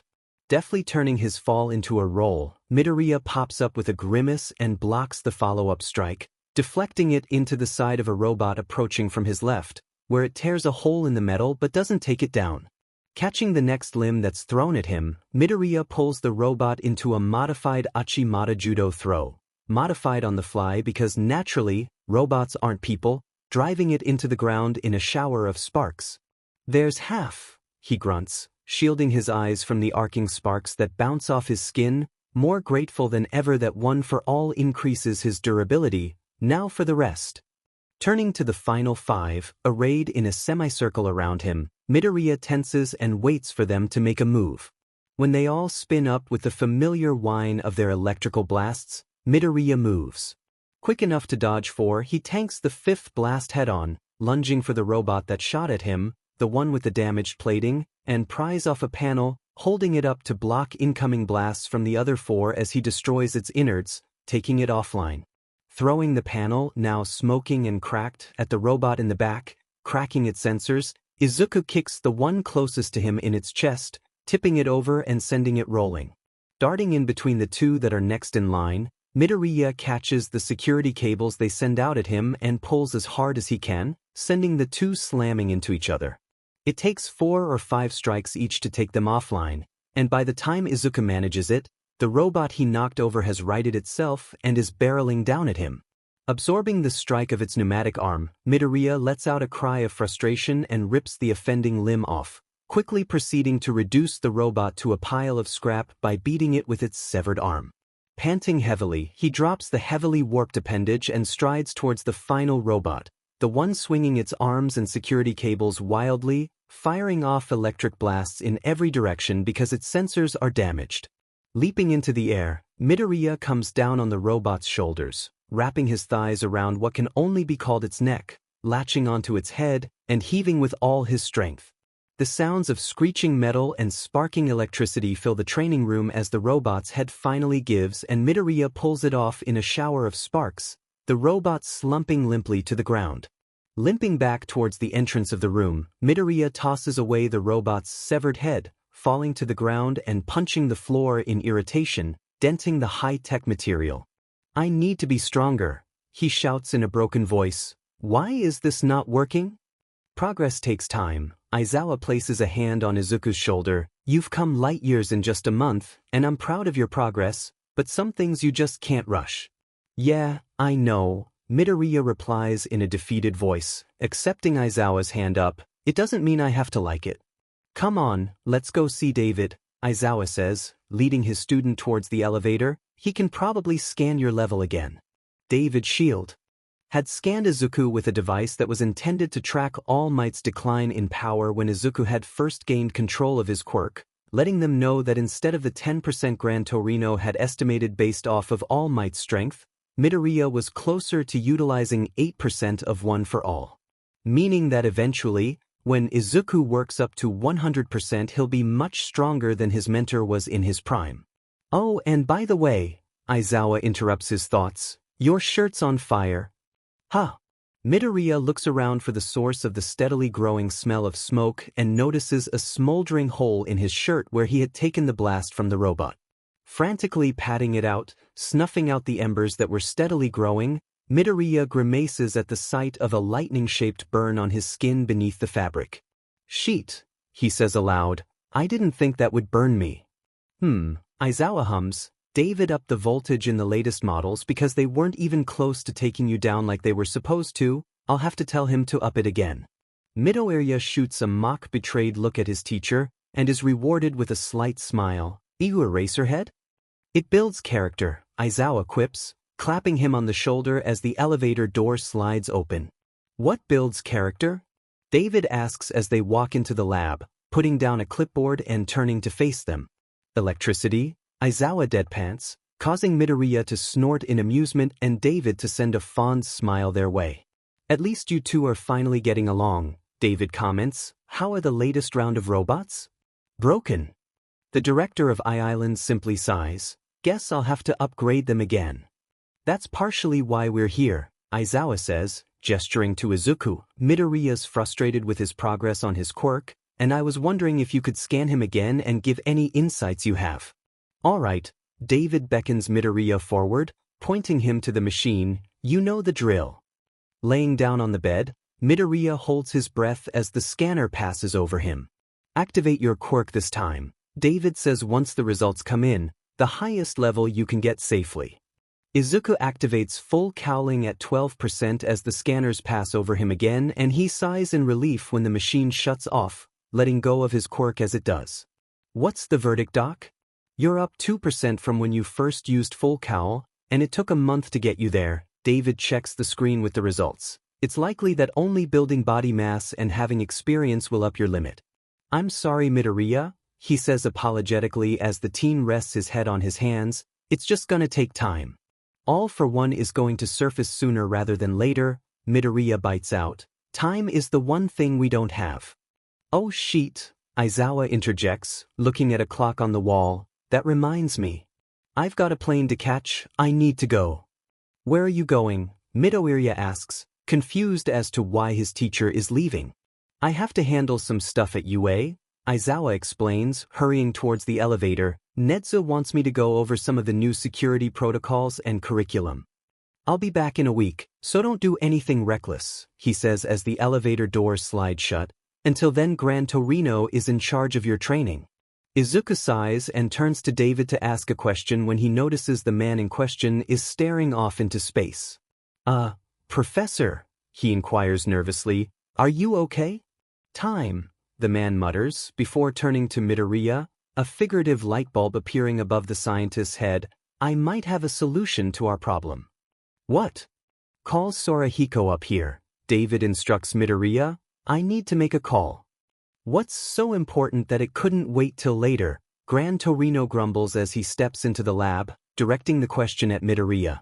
I don't know. Izuku spreads his hands helplessly. David is being weirdly cryptic, said he has a solution to our problem and left to go get someone.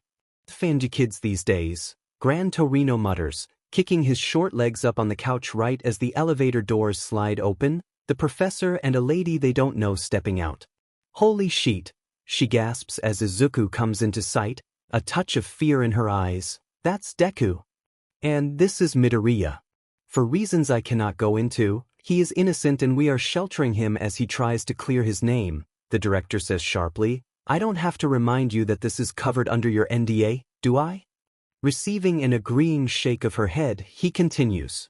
Midoriya, Sorahiko, this is Dr. Encho, David introduces meaningfully. Her quirk applies a field of time dilation around a lab animal, allowing it to experience years in the space of days. Her quirk also works on people. Oh shit, Midoriya breathes as the realization hits him. This what you meant by the solution to our problem? Yes, the professor agrees seriously. With N's help, we can boost you and your quirk's growth exponentially in a matter of days. Does someone want to explain to me what's going on here? N asks, what's so necessary that I should use my dangerous quirk on a child? Perhaps I should explain. Gran Torino starts as he launches into their story. Okay, look, Dr. Cho starts once Torino has finished his explanation. I understand why you want me to use my quirk on Midoriya, I do. But I don't think you have all the information. My quirk is more complex and dangerous than you think. Then explain it to us, Midoriya says simply. Fine, and sighs. Like the director said, my quirk applies a time dilation field around an organism. It's mostly used in labs so we can do years of testing in days. It works like this, she explains. I can pick one of several amounts of days as long as it's 3, 7, or 9, and have a subject experience the same number of years during that time. Their minds experience the entire span of years while their bodies experience the days, yet show the effects of the years. It's incredibly unsettling, I'm told, like living in slow motion. Each hour outside the field is equal to 15 days in dilated time, and recounts, everything is incredibly sped up, muscle growth, mental learning, and body chemistry. But it's not without its risks. Any disease you have could kill you. An injury you get could compound severely, a paper cut could end in a severed finger. Someone as young as you, she gestures to Midoriya, would come out with vastly different brain chemistry as an adult, and there would be no going back. I've only tried it on humans twice, both with their consent. Dr. Cho looks down, tears pooling in her eyes. On one everything worked out fine, but on the other, the subject died of an undiagnosed illness. Once the dilation starts, it cannot be stopped. There was nothing we could do. I'm sorry, Midoriya says, for there's no other response to that. If you truly do want to proceed with this reckless endeavor, she waves off his apology, then think it through for at least a day. Please consider the risks. The lab is silent as David walks her out, and as the elevator door closes, Midoriya looks to Gran Torino. What do you think I should do? I think, Sorahiko mulls over the information in his mind, that this is our best chance. But the ultimate choice is up to you. The more Midoriya thinks about his options, the more he realizes that there truly is no choice in the matter. I'll do it. There's no way I can't, not with what's on the line. You're a good kid, Midoriya. Gran Torino ruffles the teen's hair as he makes his way to the elevator. Get some rest tonight. It's going to be a long couple of days. Yeah, Izuku agrees. I'm sure it will be. Izuku slams back a glass of water as he finishes his round of exercise, exhausted from an hour straight of heavy-duty bodyweight exercises and weightlifting. The schedule they have him on for his time dilation stint is truly grueling. He exercises for an hour, then spends an hour learning everything he needs to be a hero on a screen that scrolls impossibly fast for everyone else, but normal for him. During his PRD of learning, Izuku also runs through various martial arts forms and fighting styles in slow motion, driving the muscle memory deep. Throughout it all, Midoriya keeps one for all running the entire time, pushing it to its limits every PRD of exercise. It's been a day since and activated her quirk on him, and it's still a disconcerting feeling. Like one half of his head is running at 1,000,000 kilometers an hour while the other is experiencing things normally. It's weird to see his muscles grow before his eyes, and Midoriya swears he's an inch or two taller than he was. He could do without the growing pains though. Izuku's one-for-all threshold has increased as well, going up a whopping 24% in the last day. It's an electrifying sensation. Midoriya isn't regretting his decision. They gave him some caffeine pills to keep him awake throughout the whole process, not wanting to waste precious time on sleep. Izuku can tell that he's going to crash so hard once they wear off, but they're working for now. Blazing through the literature on tactics and quirk law he was memorizing, Midoriya startles when his alarm goes off, indicating another hour of exercising should begin. Back to the old grind, Midoriya mutters to himself, glancing at the mirrored glass he knows David and Sorahiko are behind, stretching his growing muscles. Let's get to it. How's he doing? David asks Gran Torino as he steps into the observation room. Good. The old pro gestures through the glass where Midoriya is bouncing off the walls like a one-for-all powered pinball. He tore through the last of the information we gave him to study an hour ago and started going over it again. Really? David raises an eyebrow. That was everything that could be included on the hero licensing test, and then some. At least he'll be prepared, Gran Torino agrees. It's the least we could do for Toshinori's successor. An angry voice draws Midoriya back to consciousness. You're telling me you put my student under the influence of a time dilation quirk. One that severely changed him. Without telling me? Whose idea was this? David's. Midoriya says groggily at the same time, opening his eyes just in time to see David, Sorahiko, and Aizawa turn towards him. Really, guys? David throws his hands up in exasperation, throwing me under the bus? It was a valid decision, Gran Torino says. He needed to get stronger quicker, and this was the best way to do it without resorting to things like trigger. I made the choice, Midoriya interjects. I could have said no. You're just a kid, Aizawa shoots back. Or wait, no. How old are you now?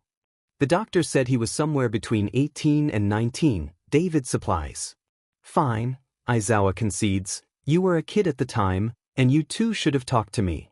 Next time we will, David assures him as Torino snorts. There shouldn't be a next time, Aizawa snorts. Whatever, what's done is done. Midoriya, are you feeling up to a fight? Eraserhead asks the green-haired man. We should see what you're capable of. At Izuku's nod, Aizawa helps him up, taken aback slightly as he realizes that Midoriya is taller than him now, and the group heads to the elevator. All right, Aizawa says as Midoriya moves to the center of the training room. Why don't you start at the percentage of your quirk you were at before I left, and then work your way to your limit? Got it. Midoriya agrees, shaking out his limbs and activating one for all, feeling strength swell in his body. Are you going to start? Midoriya can hear the irritation in the Erasure Hero's voice as the man glares at him, and he can't help but smirk. It is activated. What do you mean? Aizawa asks in confusion. It doesn't start producing lightning till I'm at about 25%, Midoriya explains, crushing a piece of scrap on the ground effortlessly to prove he's got it activated. He's hovering around 12 to 13%. David agrees from where his eyes are glued to the readout of a scanner. Huh, Aizawa eloquently comments, that could be handy. Start increasing in intervals then, he instructs Izuku, the man nodding in response. 20%, David calls out.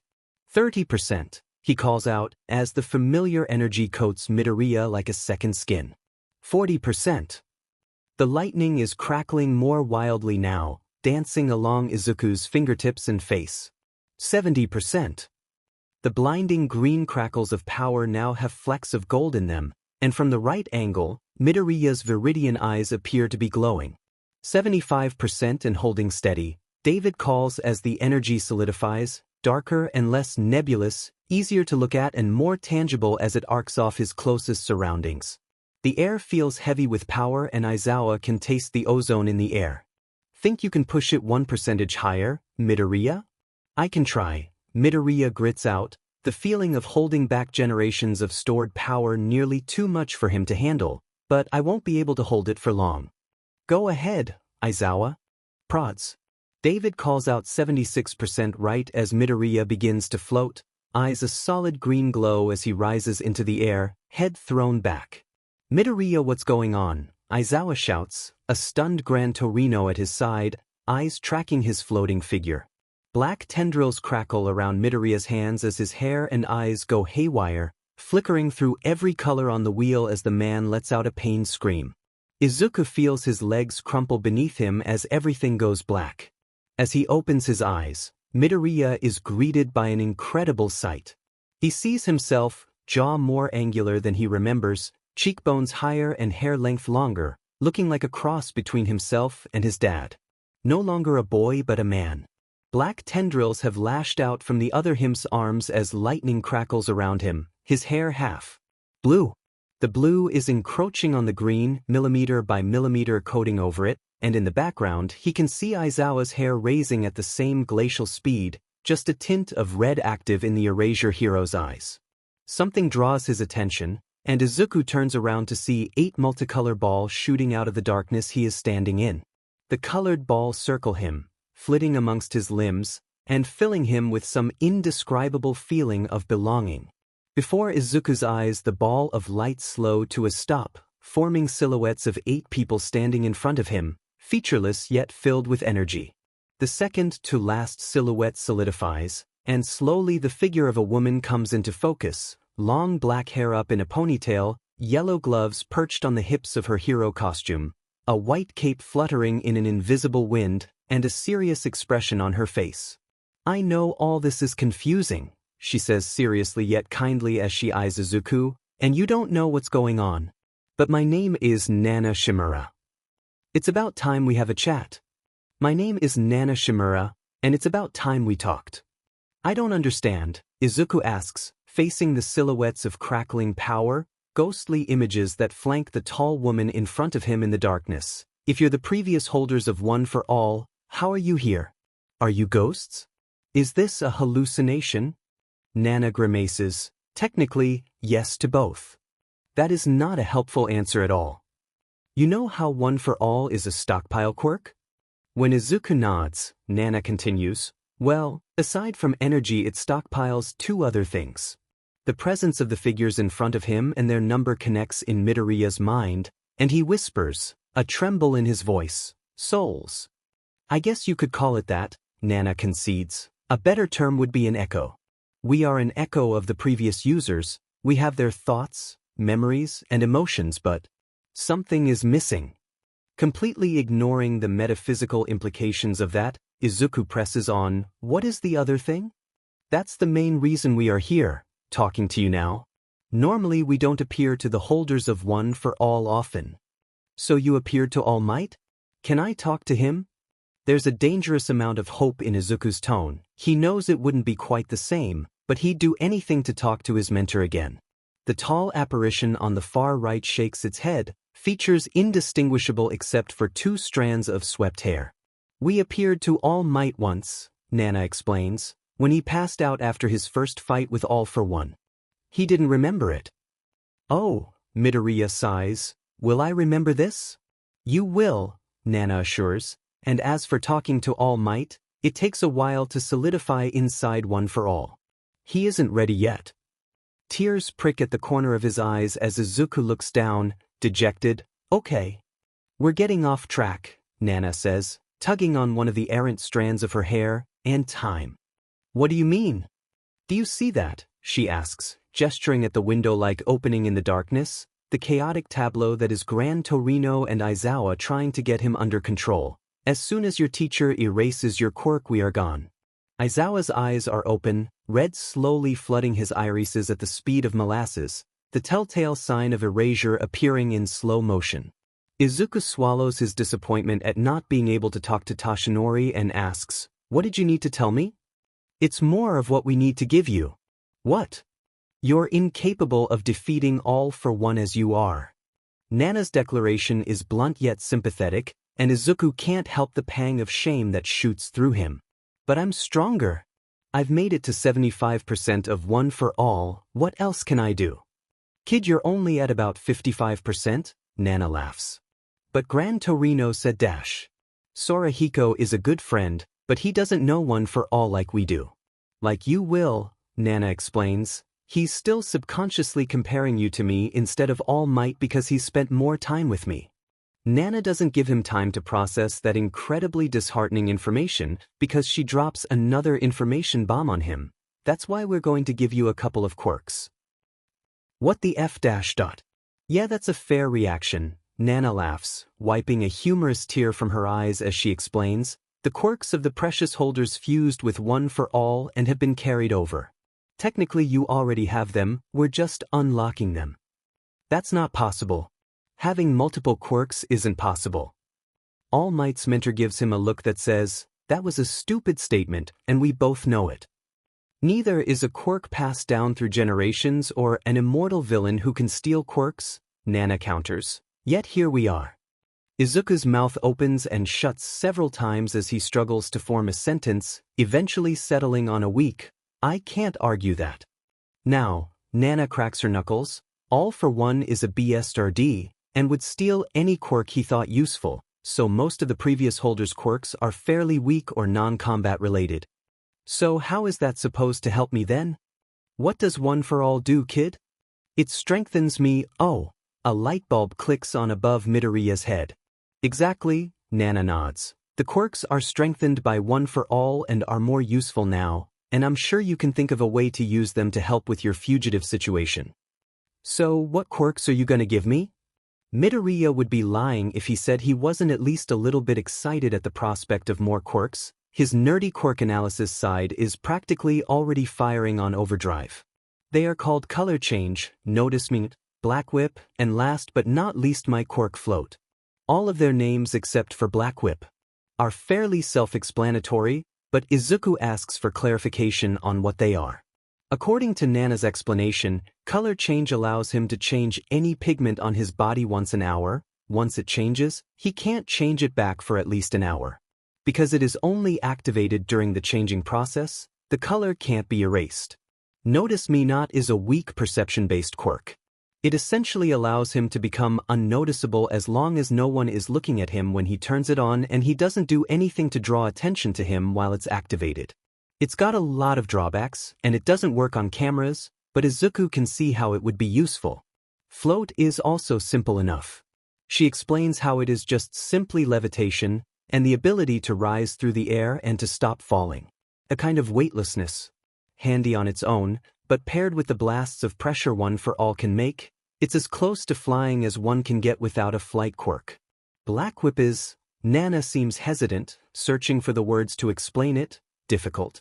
Maybe I should let Daigoro explain it. Who? You'll see. One of the apparitions made of energy solidifies next to them, black energy crackling over their skin as the form solidifies into the shape of a bald man with a short beard. "Sup kid, I'm Daigoro Banjo," the man extends a broad hand. "Let me tell you about Black Whip." "Nice to meet you, Daigoro," Midoriya replies faintly, shaking his hand. Izuku hadn't woken up this morning expecting to talk to multiple dead people, yet here he was. "Let's cut to the chase, buddy." Daigoro straightens his leather jacket. "Black Whip is a manifestation of energy that produces black tendrils from our arms. We can command them at will, to a point." Like Eraserhead, Midoriya nods, likening the quirk to Aizawa's capture weapon. "Well, kind of." "Yeah, exactly," Daigoro agrees. While your teacher's capture weapon is made of natural material, ours is a more supernatural energy that responds to our will. What did you mean by, to a point? Midoriya asks, turning to the view of his real body lashing out with Black Whip behind them. Black Whip is directly tied to our emotions. Its power and strength come from the strength of our emotions and will. When you're in great pain like there, Daigoro gestures to the hectic scene of the real world, your emotions go haywire, and if you activate Black Whip it goes haywire too. Seeing Midoriya's understanding nod, Daigoro continues, I fueled Black Whip with my anger, and I had to get concrete control over my emotions before I could use it properly. It might be different for you, but your emotions will likely affect Black Whip as well. I understand, Midoriya assures. I've been working on meditation with Shoyuta, so that should help. Probably, but there's another thing too, Daigoro adds solemnly. Because Black Whip has merged with One for All, it will be exponentially stronger. Chances are that using it in conjunction with higher levels of One for All will be damaging to your arms. That's concerning. Daigoro agrees, but I have faith you'll get it. The faith in the old hero's voice is what tips Izuku over the edge, and silent tears begin to drip from the corner of his eyes. Hey kid! Izuku, are you okay? Nana and Daigoro's voices ring out in concern before Midoriya waves them off. I'm fine, it's just, this is a lot, you know? Yeah, I know, Nana ruffles his hair. What's getting to you? I'm gaining all these incredible powers, he starts. Powers I did nothing to earn. And I just can't help but wonder. Is it because I'm weak? Kid no dash.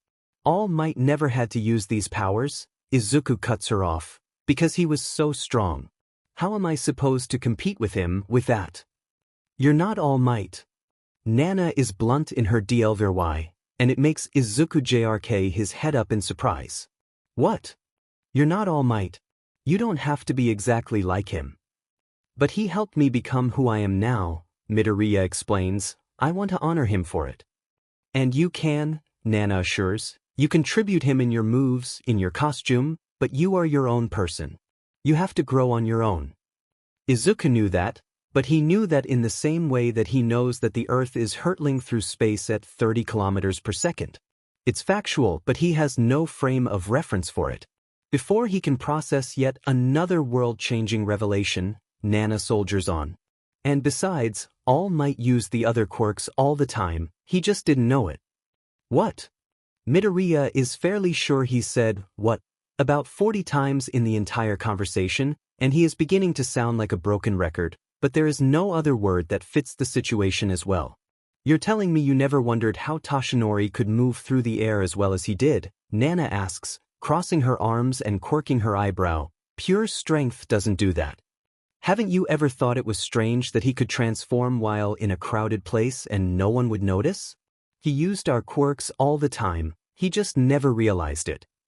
How did he never realize it? Midoriya asks as he begins to mutter. Quirks usually have an activation requirement, so it shouldn't be possible that one can be in use without your knowledge unless maybe the quirks were active all the time so he never consciously activated them.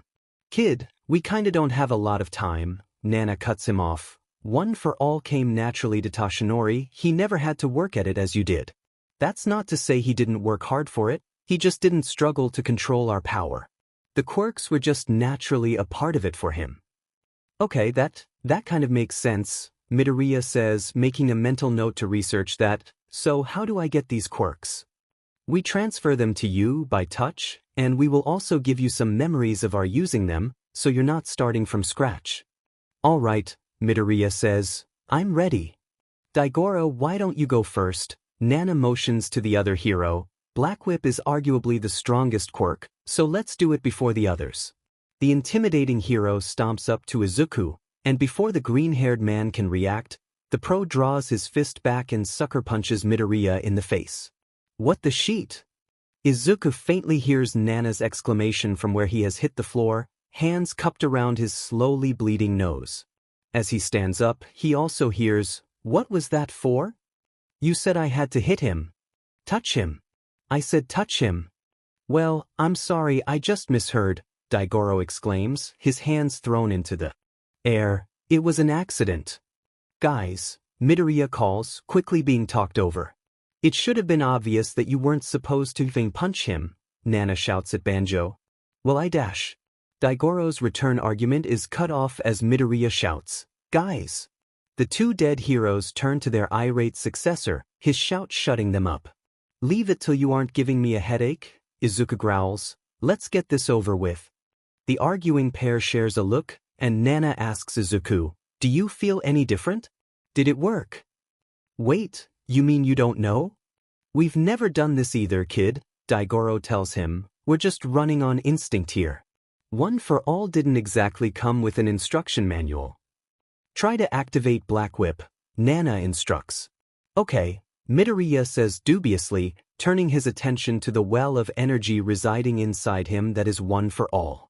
It looks almost the same, the only difference is an oddly familiar line of pulsing black energy inside of him. Memories that aren't quite his flash across his consciousness. Swinging through the air, Black Whip wrapped around light poles and buildings. Black Whip arcing out from hands that are missing his scars and tying up a villain. Black Whip whipping a weapon out of another villain's hand. Every memory shaded by an undercurrent of subdues rage. The rage felt bitter, unfulfilling. A tainted rain to HRNSS Black Whip. So Midoriya takes that anger and swaps it for its closest cousin, determination. The ironclad will to avenge his mentor. To take down All for One. To make All Might proud. To save people. Tendrils of crackling black energy arise from his arms, twitching out in opposite directions. It looks just like One for All, except pitch black and tied to his arms instead of green and gold that haloed his body.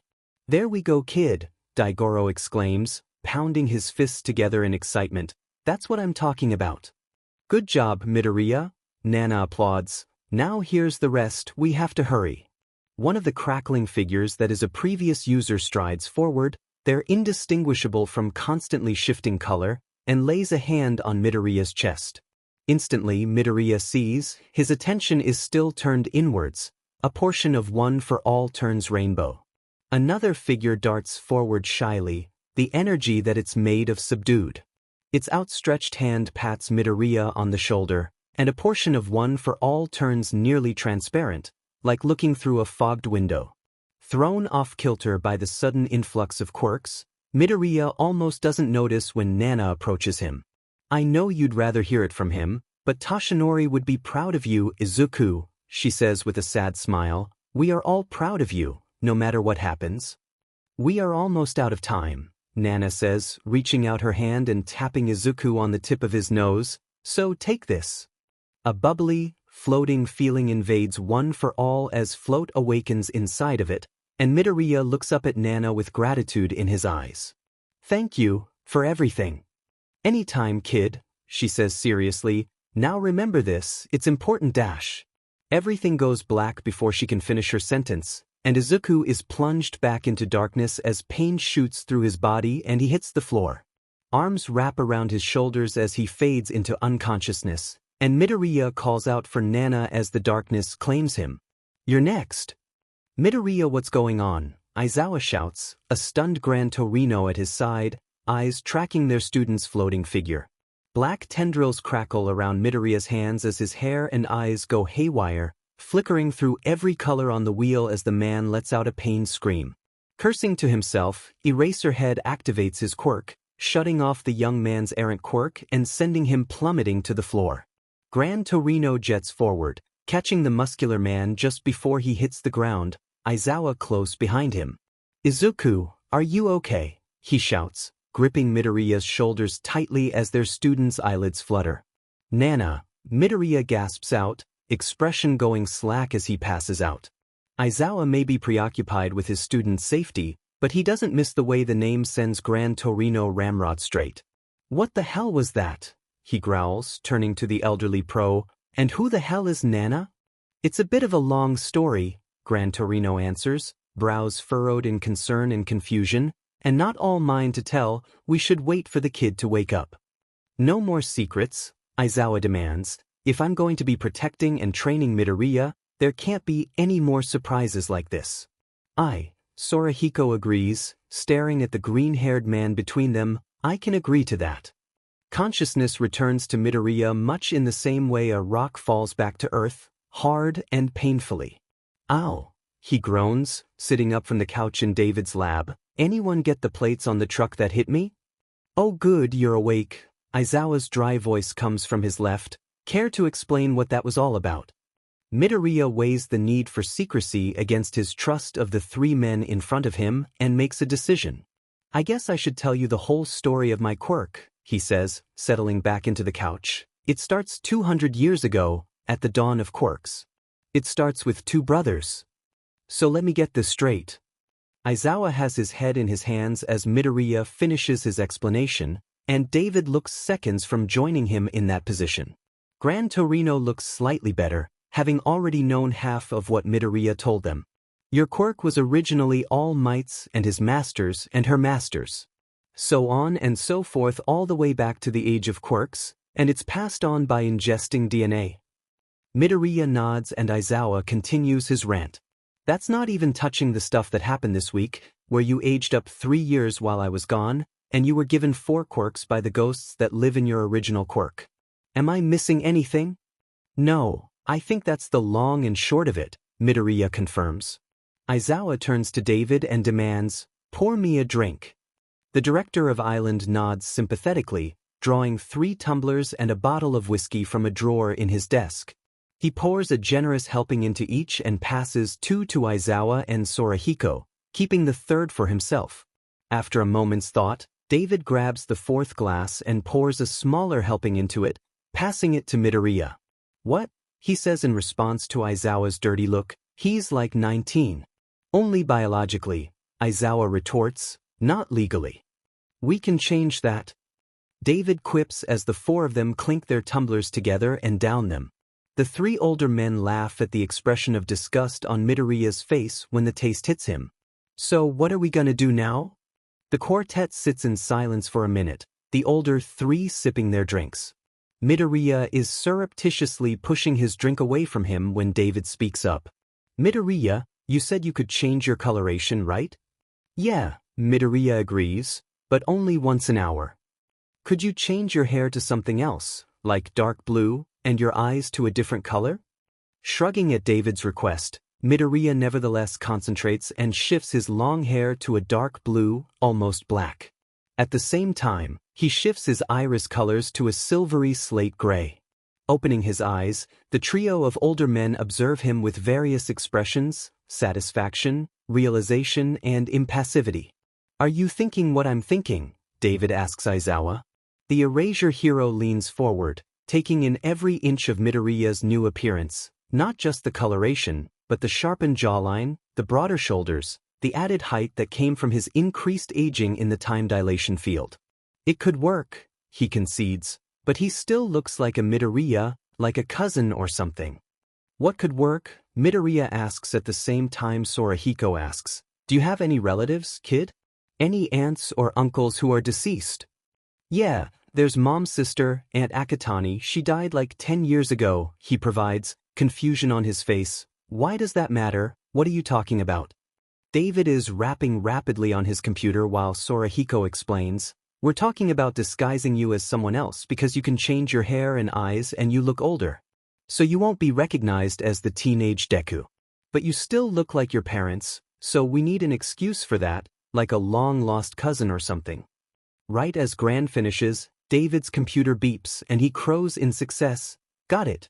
Kenariya Akatani, he reads off the screen, sister of Inko Midoriya ne Akatani, unmarried, childless, worked as a lawyer for a support gear company. Died 9 years ago. She's perfect for our needs.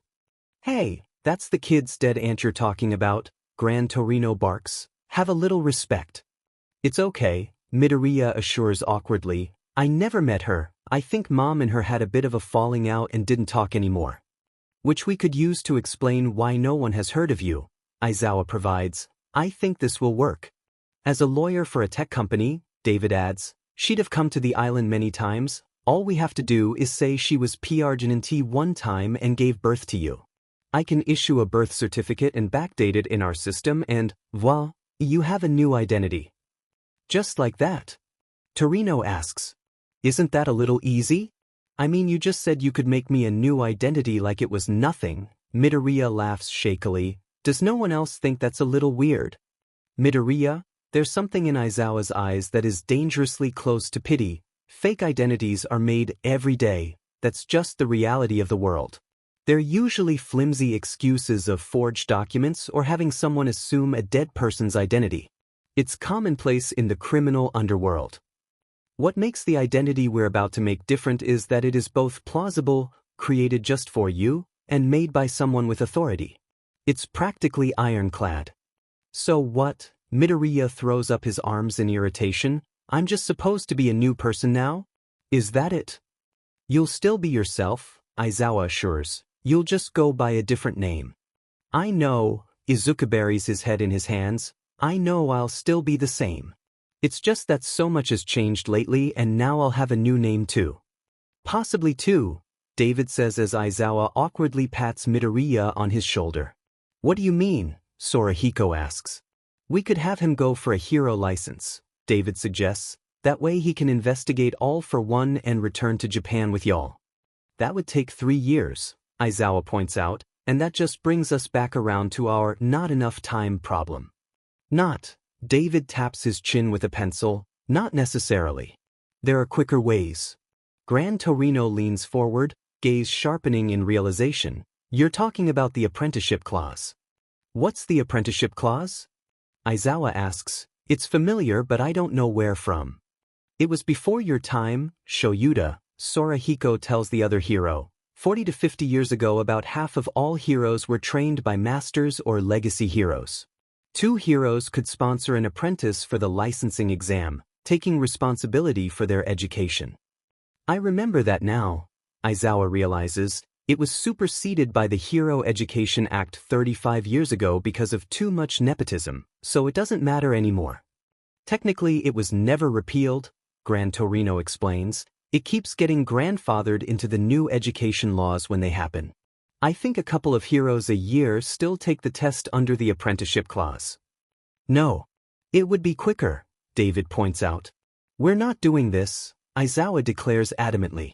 It's kinda our only choice, Gran Torino adds. Nope, Aizawa asserts. It is dangerous, it is reckless, and it is idiotic.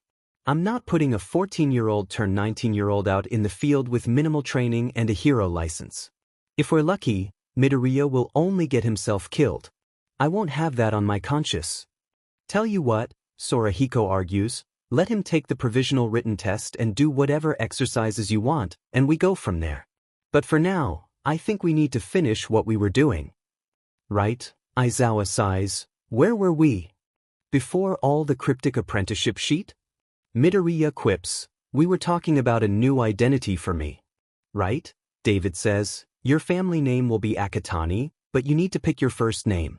Okay, Midoriya nods. Just anything? Nothing too weird, David laughs, and you have to be pretty certain. It will be your name for a while. Midoriya is silent for a moment, rolling over various naming conventions in his head before landing on a solid idea. How about Mikumo? Akatani Mikumo, huh? Gran tries out the name, hearing how it sounds. I like it. It suits you. I agree, Aizawa nods. Me too, says David, merrily typing away at his computer, pausing after a flurry of keystrokes. Are you sure about it? I am, Midoriya nods confidently. David dramatically presses the enter key on his computer, and the machine beeps. Okie dokie, you are officially Akatani Mikumo, 19-year-old I-Island resident. What do you want to list your quirk as? What do you think? Midoriya asks Aizawa and Sorahiko.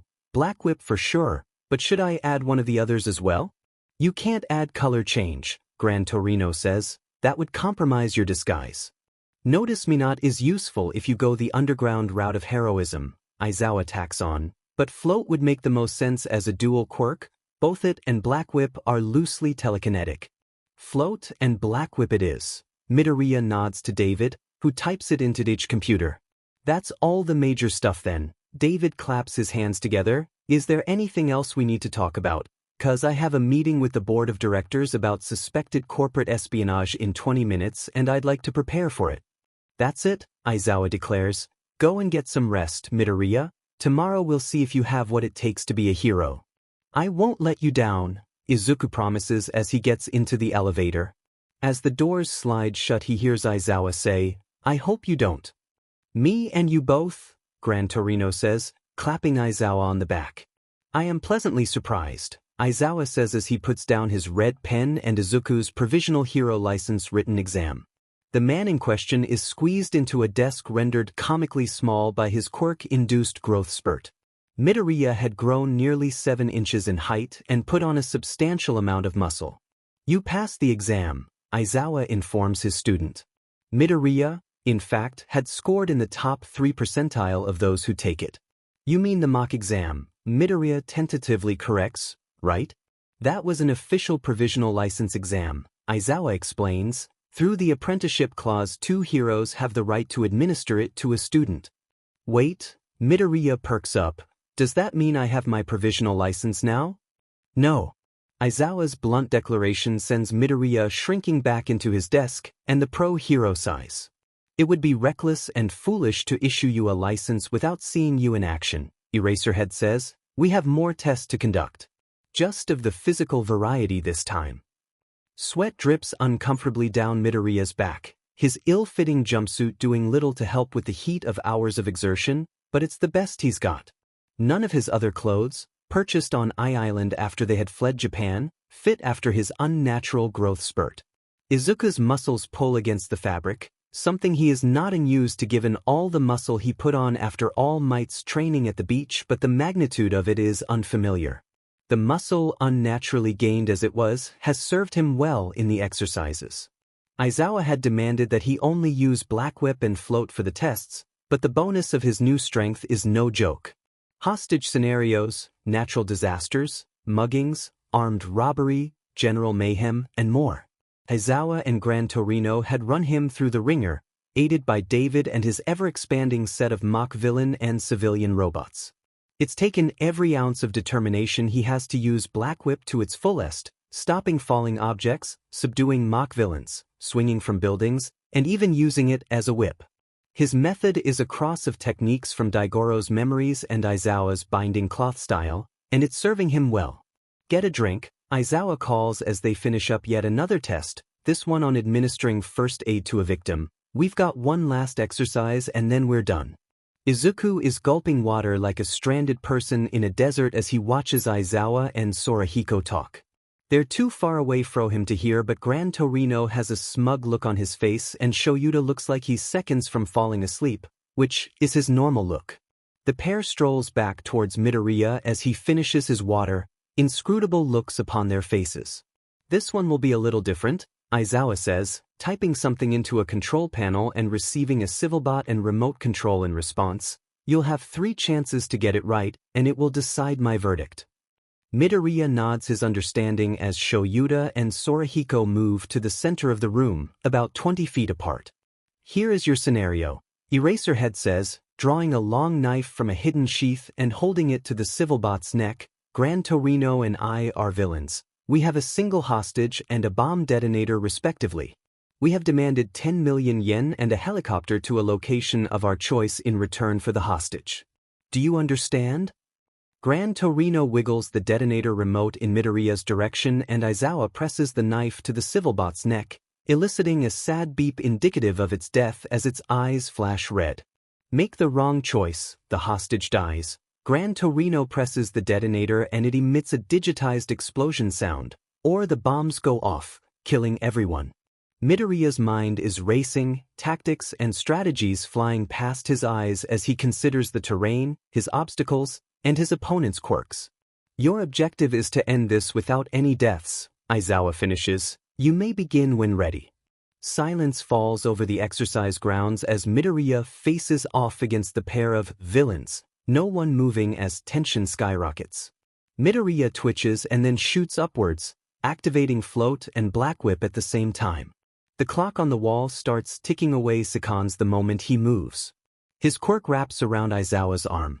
Izuku jerks his knife arm away from the Civilbot at the same time he swings toward Gran Torino. The taller man intercepts the old hero as he jets off, kicking him off course but not before Sorahiko presses the button on the detonator, setting off the bomb sound and ending the exercise. The entire scenario takes 10 seconds tops.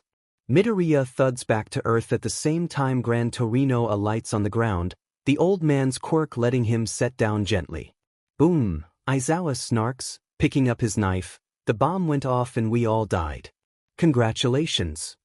Reset the exercise, he calls to David, the older man turning off the bomb sounds, resetting the clock, and standing the civil bot back upright. Everyone resumes their positions and Aizawa calls to Midoriya, when you're ready. I was too slow to get Gran Torino, Midoriya thinks, so I have to go for him first. Midoriya lunges for Aizawa, the clock ticking away as he moves. He's sliding on his knees towards Eraserhead at the same time that he sends black tendrils towards Gran Torino. Black Whip wraps around the older pro and a twitch of Midoriya's wrist slams him into the ground, sending the detonator skidding across the floor. He is maybe half a meter from Aizawa when the sad beeping noise of the Civilbot's death sounds through the room. The clock stops on 5 seconds. The exercise is over. The hostage is dead, Aizawa calls. At least you lowered the death count this time. If he was anyone else, Midoriya would say the man is taunting him, but that is just Shuda's way of brutal honesty. Kid, Torino grumbles, picking himself up from the ground, you didn't have to hit me that hard. Yes, he did. Yeah, I did. Aizawa and Izuku trade a look as they speak in unison, a slight smile stealing across the hero's face as he turns to Sorahiko. Surely it was nothing to a seasoned pro such as yourself? Shut it, Gran Torino growls, raising a middle finger in response to Midoriya and Aizawa's chuckles. I ain't no spring chicken anymore, and our boy here packs a hell of a punch. At your service, Izuku mock bows. Enough joking around, Aizawa's face is deadpan once more, no trace of the humor that was just there on it. David, reset the exercise. Everyone resumes their positions and once again Aizawa calls to Midoriya, this is your last try. Whenever you're ready. Midoriya runs over both of the previous scenarios. This is his last chance to do it right, his last chance to prove his worth to Aizawa. I was too slow to get to Torino the first time, he thinks, and too slow to get to Aizawa the second time. No matter what strategies Midoriya strings together, none of them able to get him to both men quickly enough. They're simply too far apart. He can't both stop the bomb and save the hostage. It's an impossible situation. Anytime now, Midoriya, Aizawa calls, interrupting his train of thought. It's an impossible situation, Midoriya realizes. That's the entire point. It's a no-win situation. Midoriya thinks back over the parameters of the exercise and stumbles upon his answer. If I can't go forwards and I can't go backward, he decides, I'll just have to go sideways. Straightening up, he calls to the villains. You'll have the money and the transportation, just give me the hostage. Aizawa and Gran Torino look at each other, and then at Midoriya. With a nod, Aizawa pushes the Civilbot towards Izuku, and he quickly drags it behind cover. Congratulations, Aizawa drawls, clapping dramatically, you figured out my logical ruse. That was your Kobayashi Maru, wasn't it? Midoriya asks his teacher. My what? No-win scenario, Gran Torino clarifies, looking at Midoriya oddly. Kid, they haven't made a Star Trek episode in over 150 years. You're a hell of a nerd, you know that? I'm aware.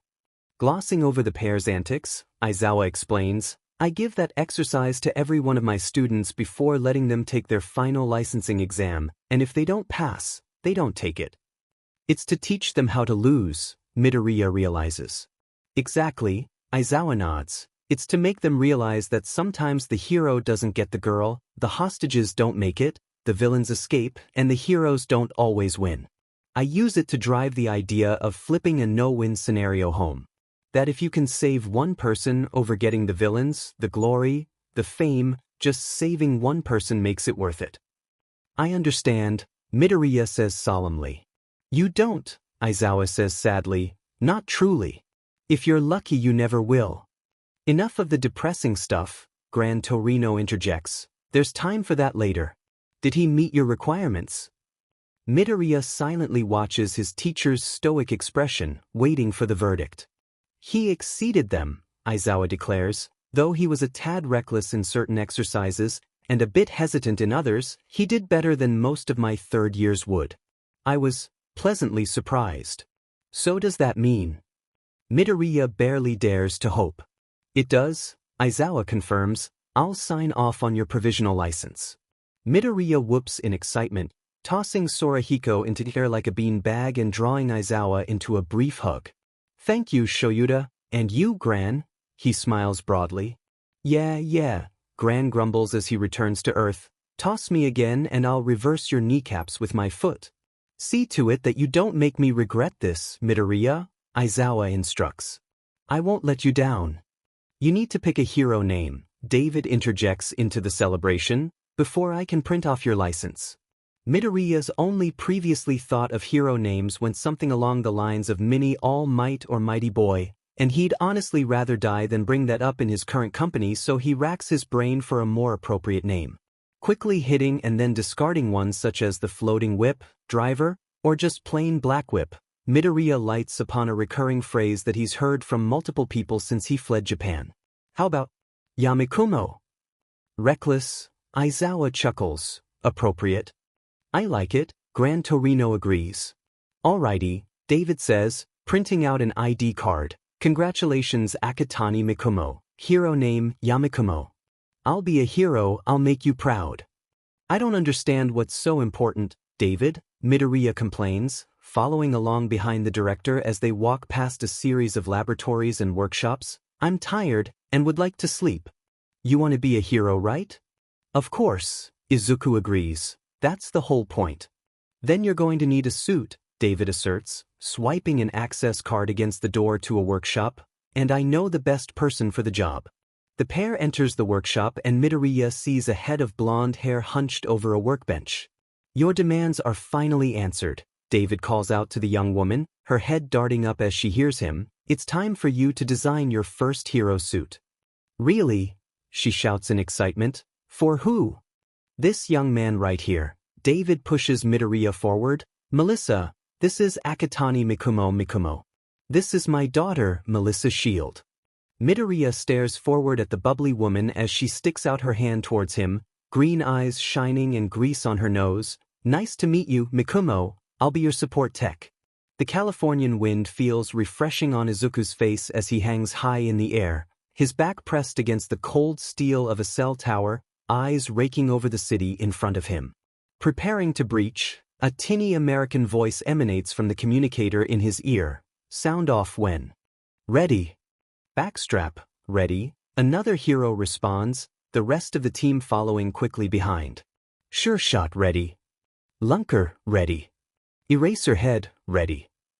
Aizawa's voice prompts Midoriya to pull his suit's hood up and respond in English. Yamikumo, ready. Volatile, ready. The original voice rounds out the roll call. That's everyone. Preparing to breach in 3, 2, 1. An explosion echoes through the empty streets, blowing the door off of a warehouse and kicking off shouts and screams.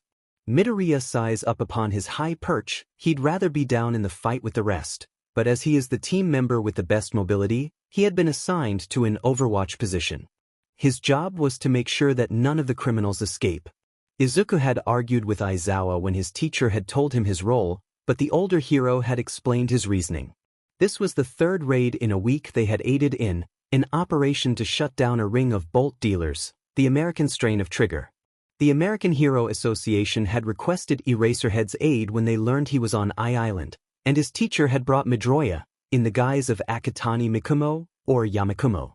Eraserhead and Midoriya had joined an American task force who was tracking down the gang, and through a series of raids that Izuku and Aizawa helped with, they had whittled down the gang to only 5 remaining members, including the leader, holed up in a warehouse in an abandoned section of town. Midoriya had been on the front lines of the previous 2 raids, capturing 6 villains by himself and helping with several others, but they could not afford to let anyone get away from this final encounter. Hence, his position high in the sky, watching, waiting. Chatter from his teammates occupies his earpiece, but Midoriya's attention is on the alleys around the warehouse. Bullets ricochet off of cracked pavement as the fight spills out into the streets, and Midoriya suppresses a grimace. He would never understand the American obsession with guns. they are loud, dangerous, and entirely too easy for criminals to get even in this post-quirk world. Still, Izuku has to admit, heroes like his current teammate Sure and the Japanese hero Snipe both make good use of firearms for heroism, so they're not all that bad. Yamikumo, Eraserhead's voice crackles through his earpiece. You're up. The leader is making a break for it. Midoriya spots a figure sprinting down an alleyway to his right and radios back, heading west. Yes. Midoriya activates Float, feeds a trickle of one for all into his legs, and kicks off the cell tower, rocketing through the air towards the villain. Wind rushes past his ears and Izuku can't hide the exhilaration in his voice that comes from flying as he radios back, I'm on it. Midoriya's feet pound the pavement as he chases after the villain.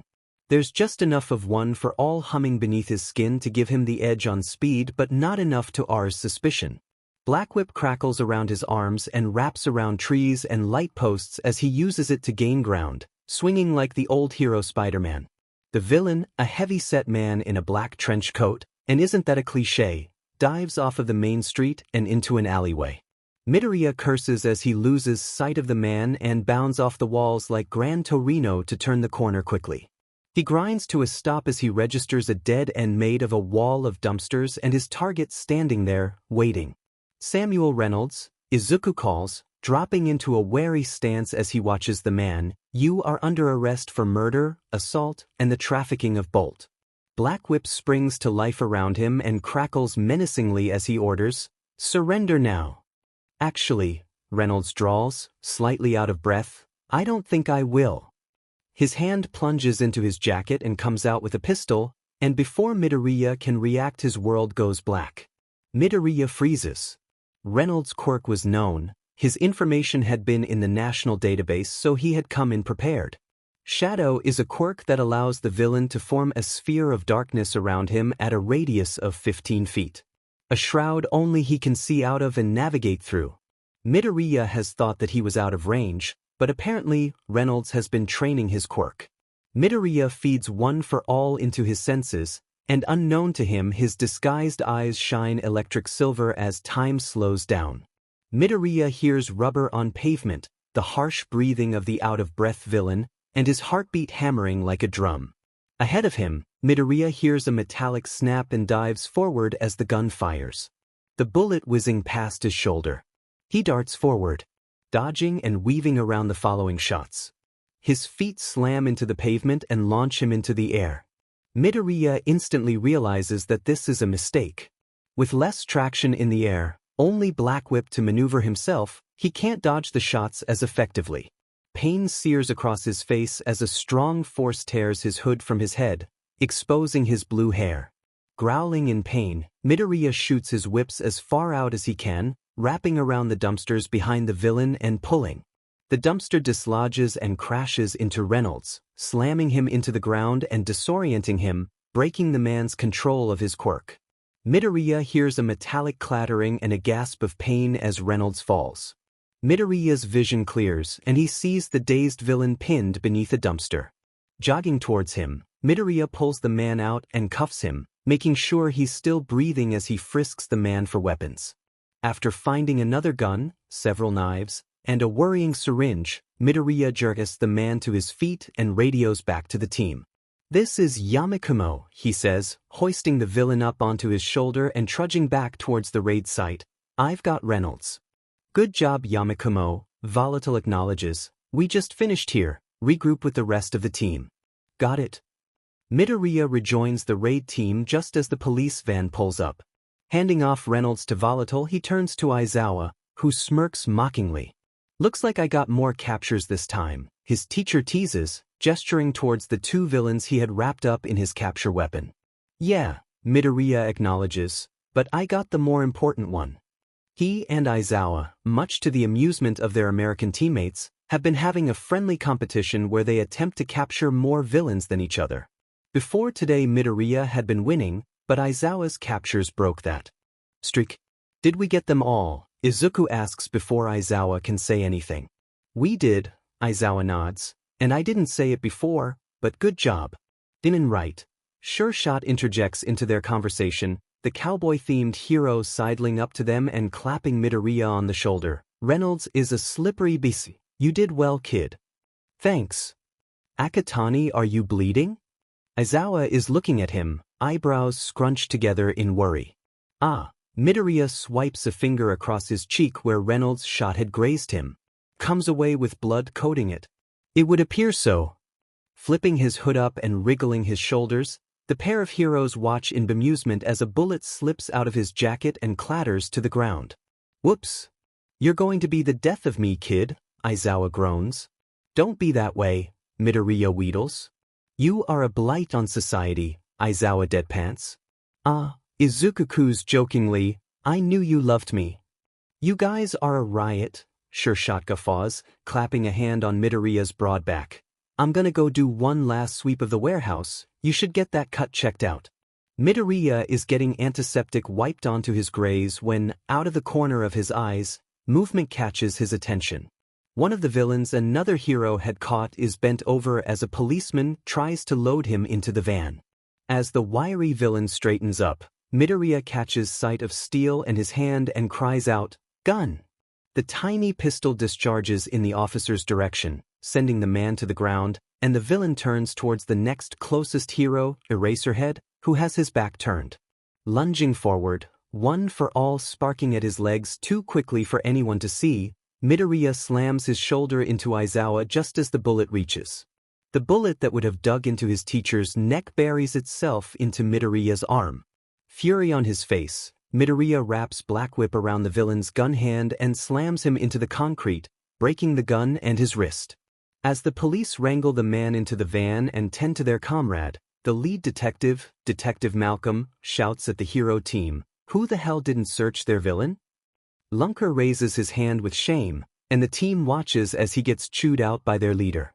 "Poor kid," Sure Shot mutters, "but still, I know he's new, but that was a major error that could have gotten someone killed." "Yeah," Midoriya grunts in pain, "and it got me shot." "I thought your suit was supposed to be bulletproof," Eraserhead says. "Bullet resistant," Midoriya retorts, sticking his finger through the hole in the durable fabric, "and apparently not." "Ah," Aizawa says, "you know Melissa is going to kill you for damaging 2 of her suits, right?" "Oh shit," Midoriya pales. He had accidentally ripped the seams of his spare suit, his muscles literally bulging out of the too-tight garment earlier in the week. Something that provided great amusement to the American heroes. "I'm a dead man." "Who's Melissa?" the gunslinging hero asks. "A girlfriend." Midoriya's cheeks tint red, but he shakes his head in response. "No, my support specialist."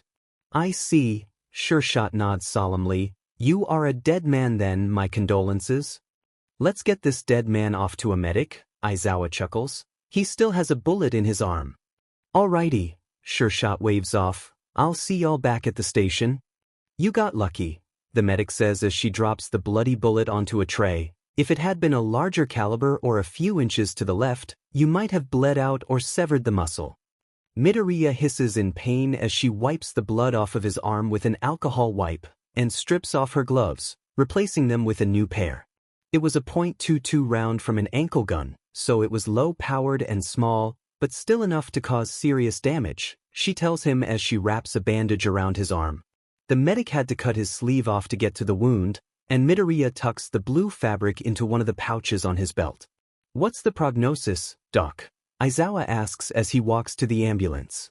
"Don't call me Doc," she replies. "He should be fine. Drink a lot of water, take some painkillers, and take it easy for a couple of days and it'll be better before you know it." "Good," Aizawa says, patting Midoriya on his uninjured shoulder and grinning evilly, "then he'll be ready for the most unpleasant part of hero work." "What's that?" Midoriya asks, slightly terrified. That look on his teacher's face is never a good thing. Aizawa's eyes light up maliciously, sending shivers down Izuku's spine. "Paperwork."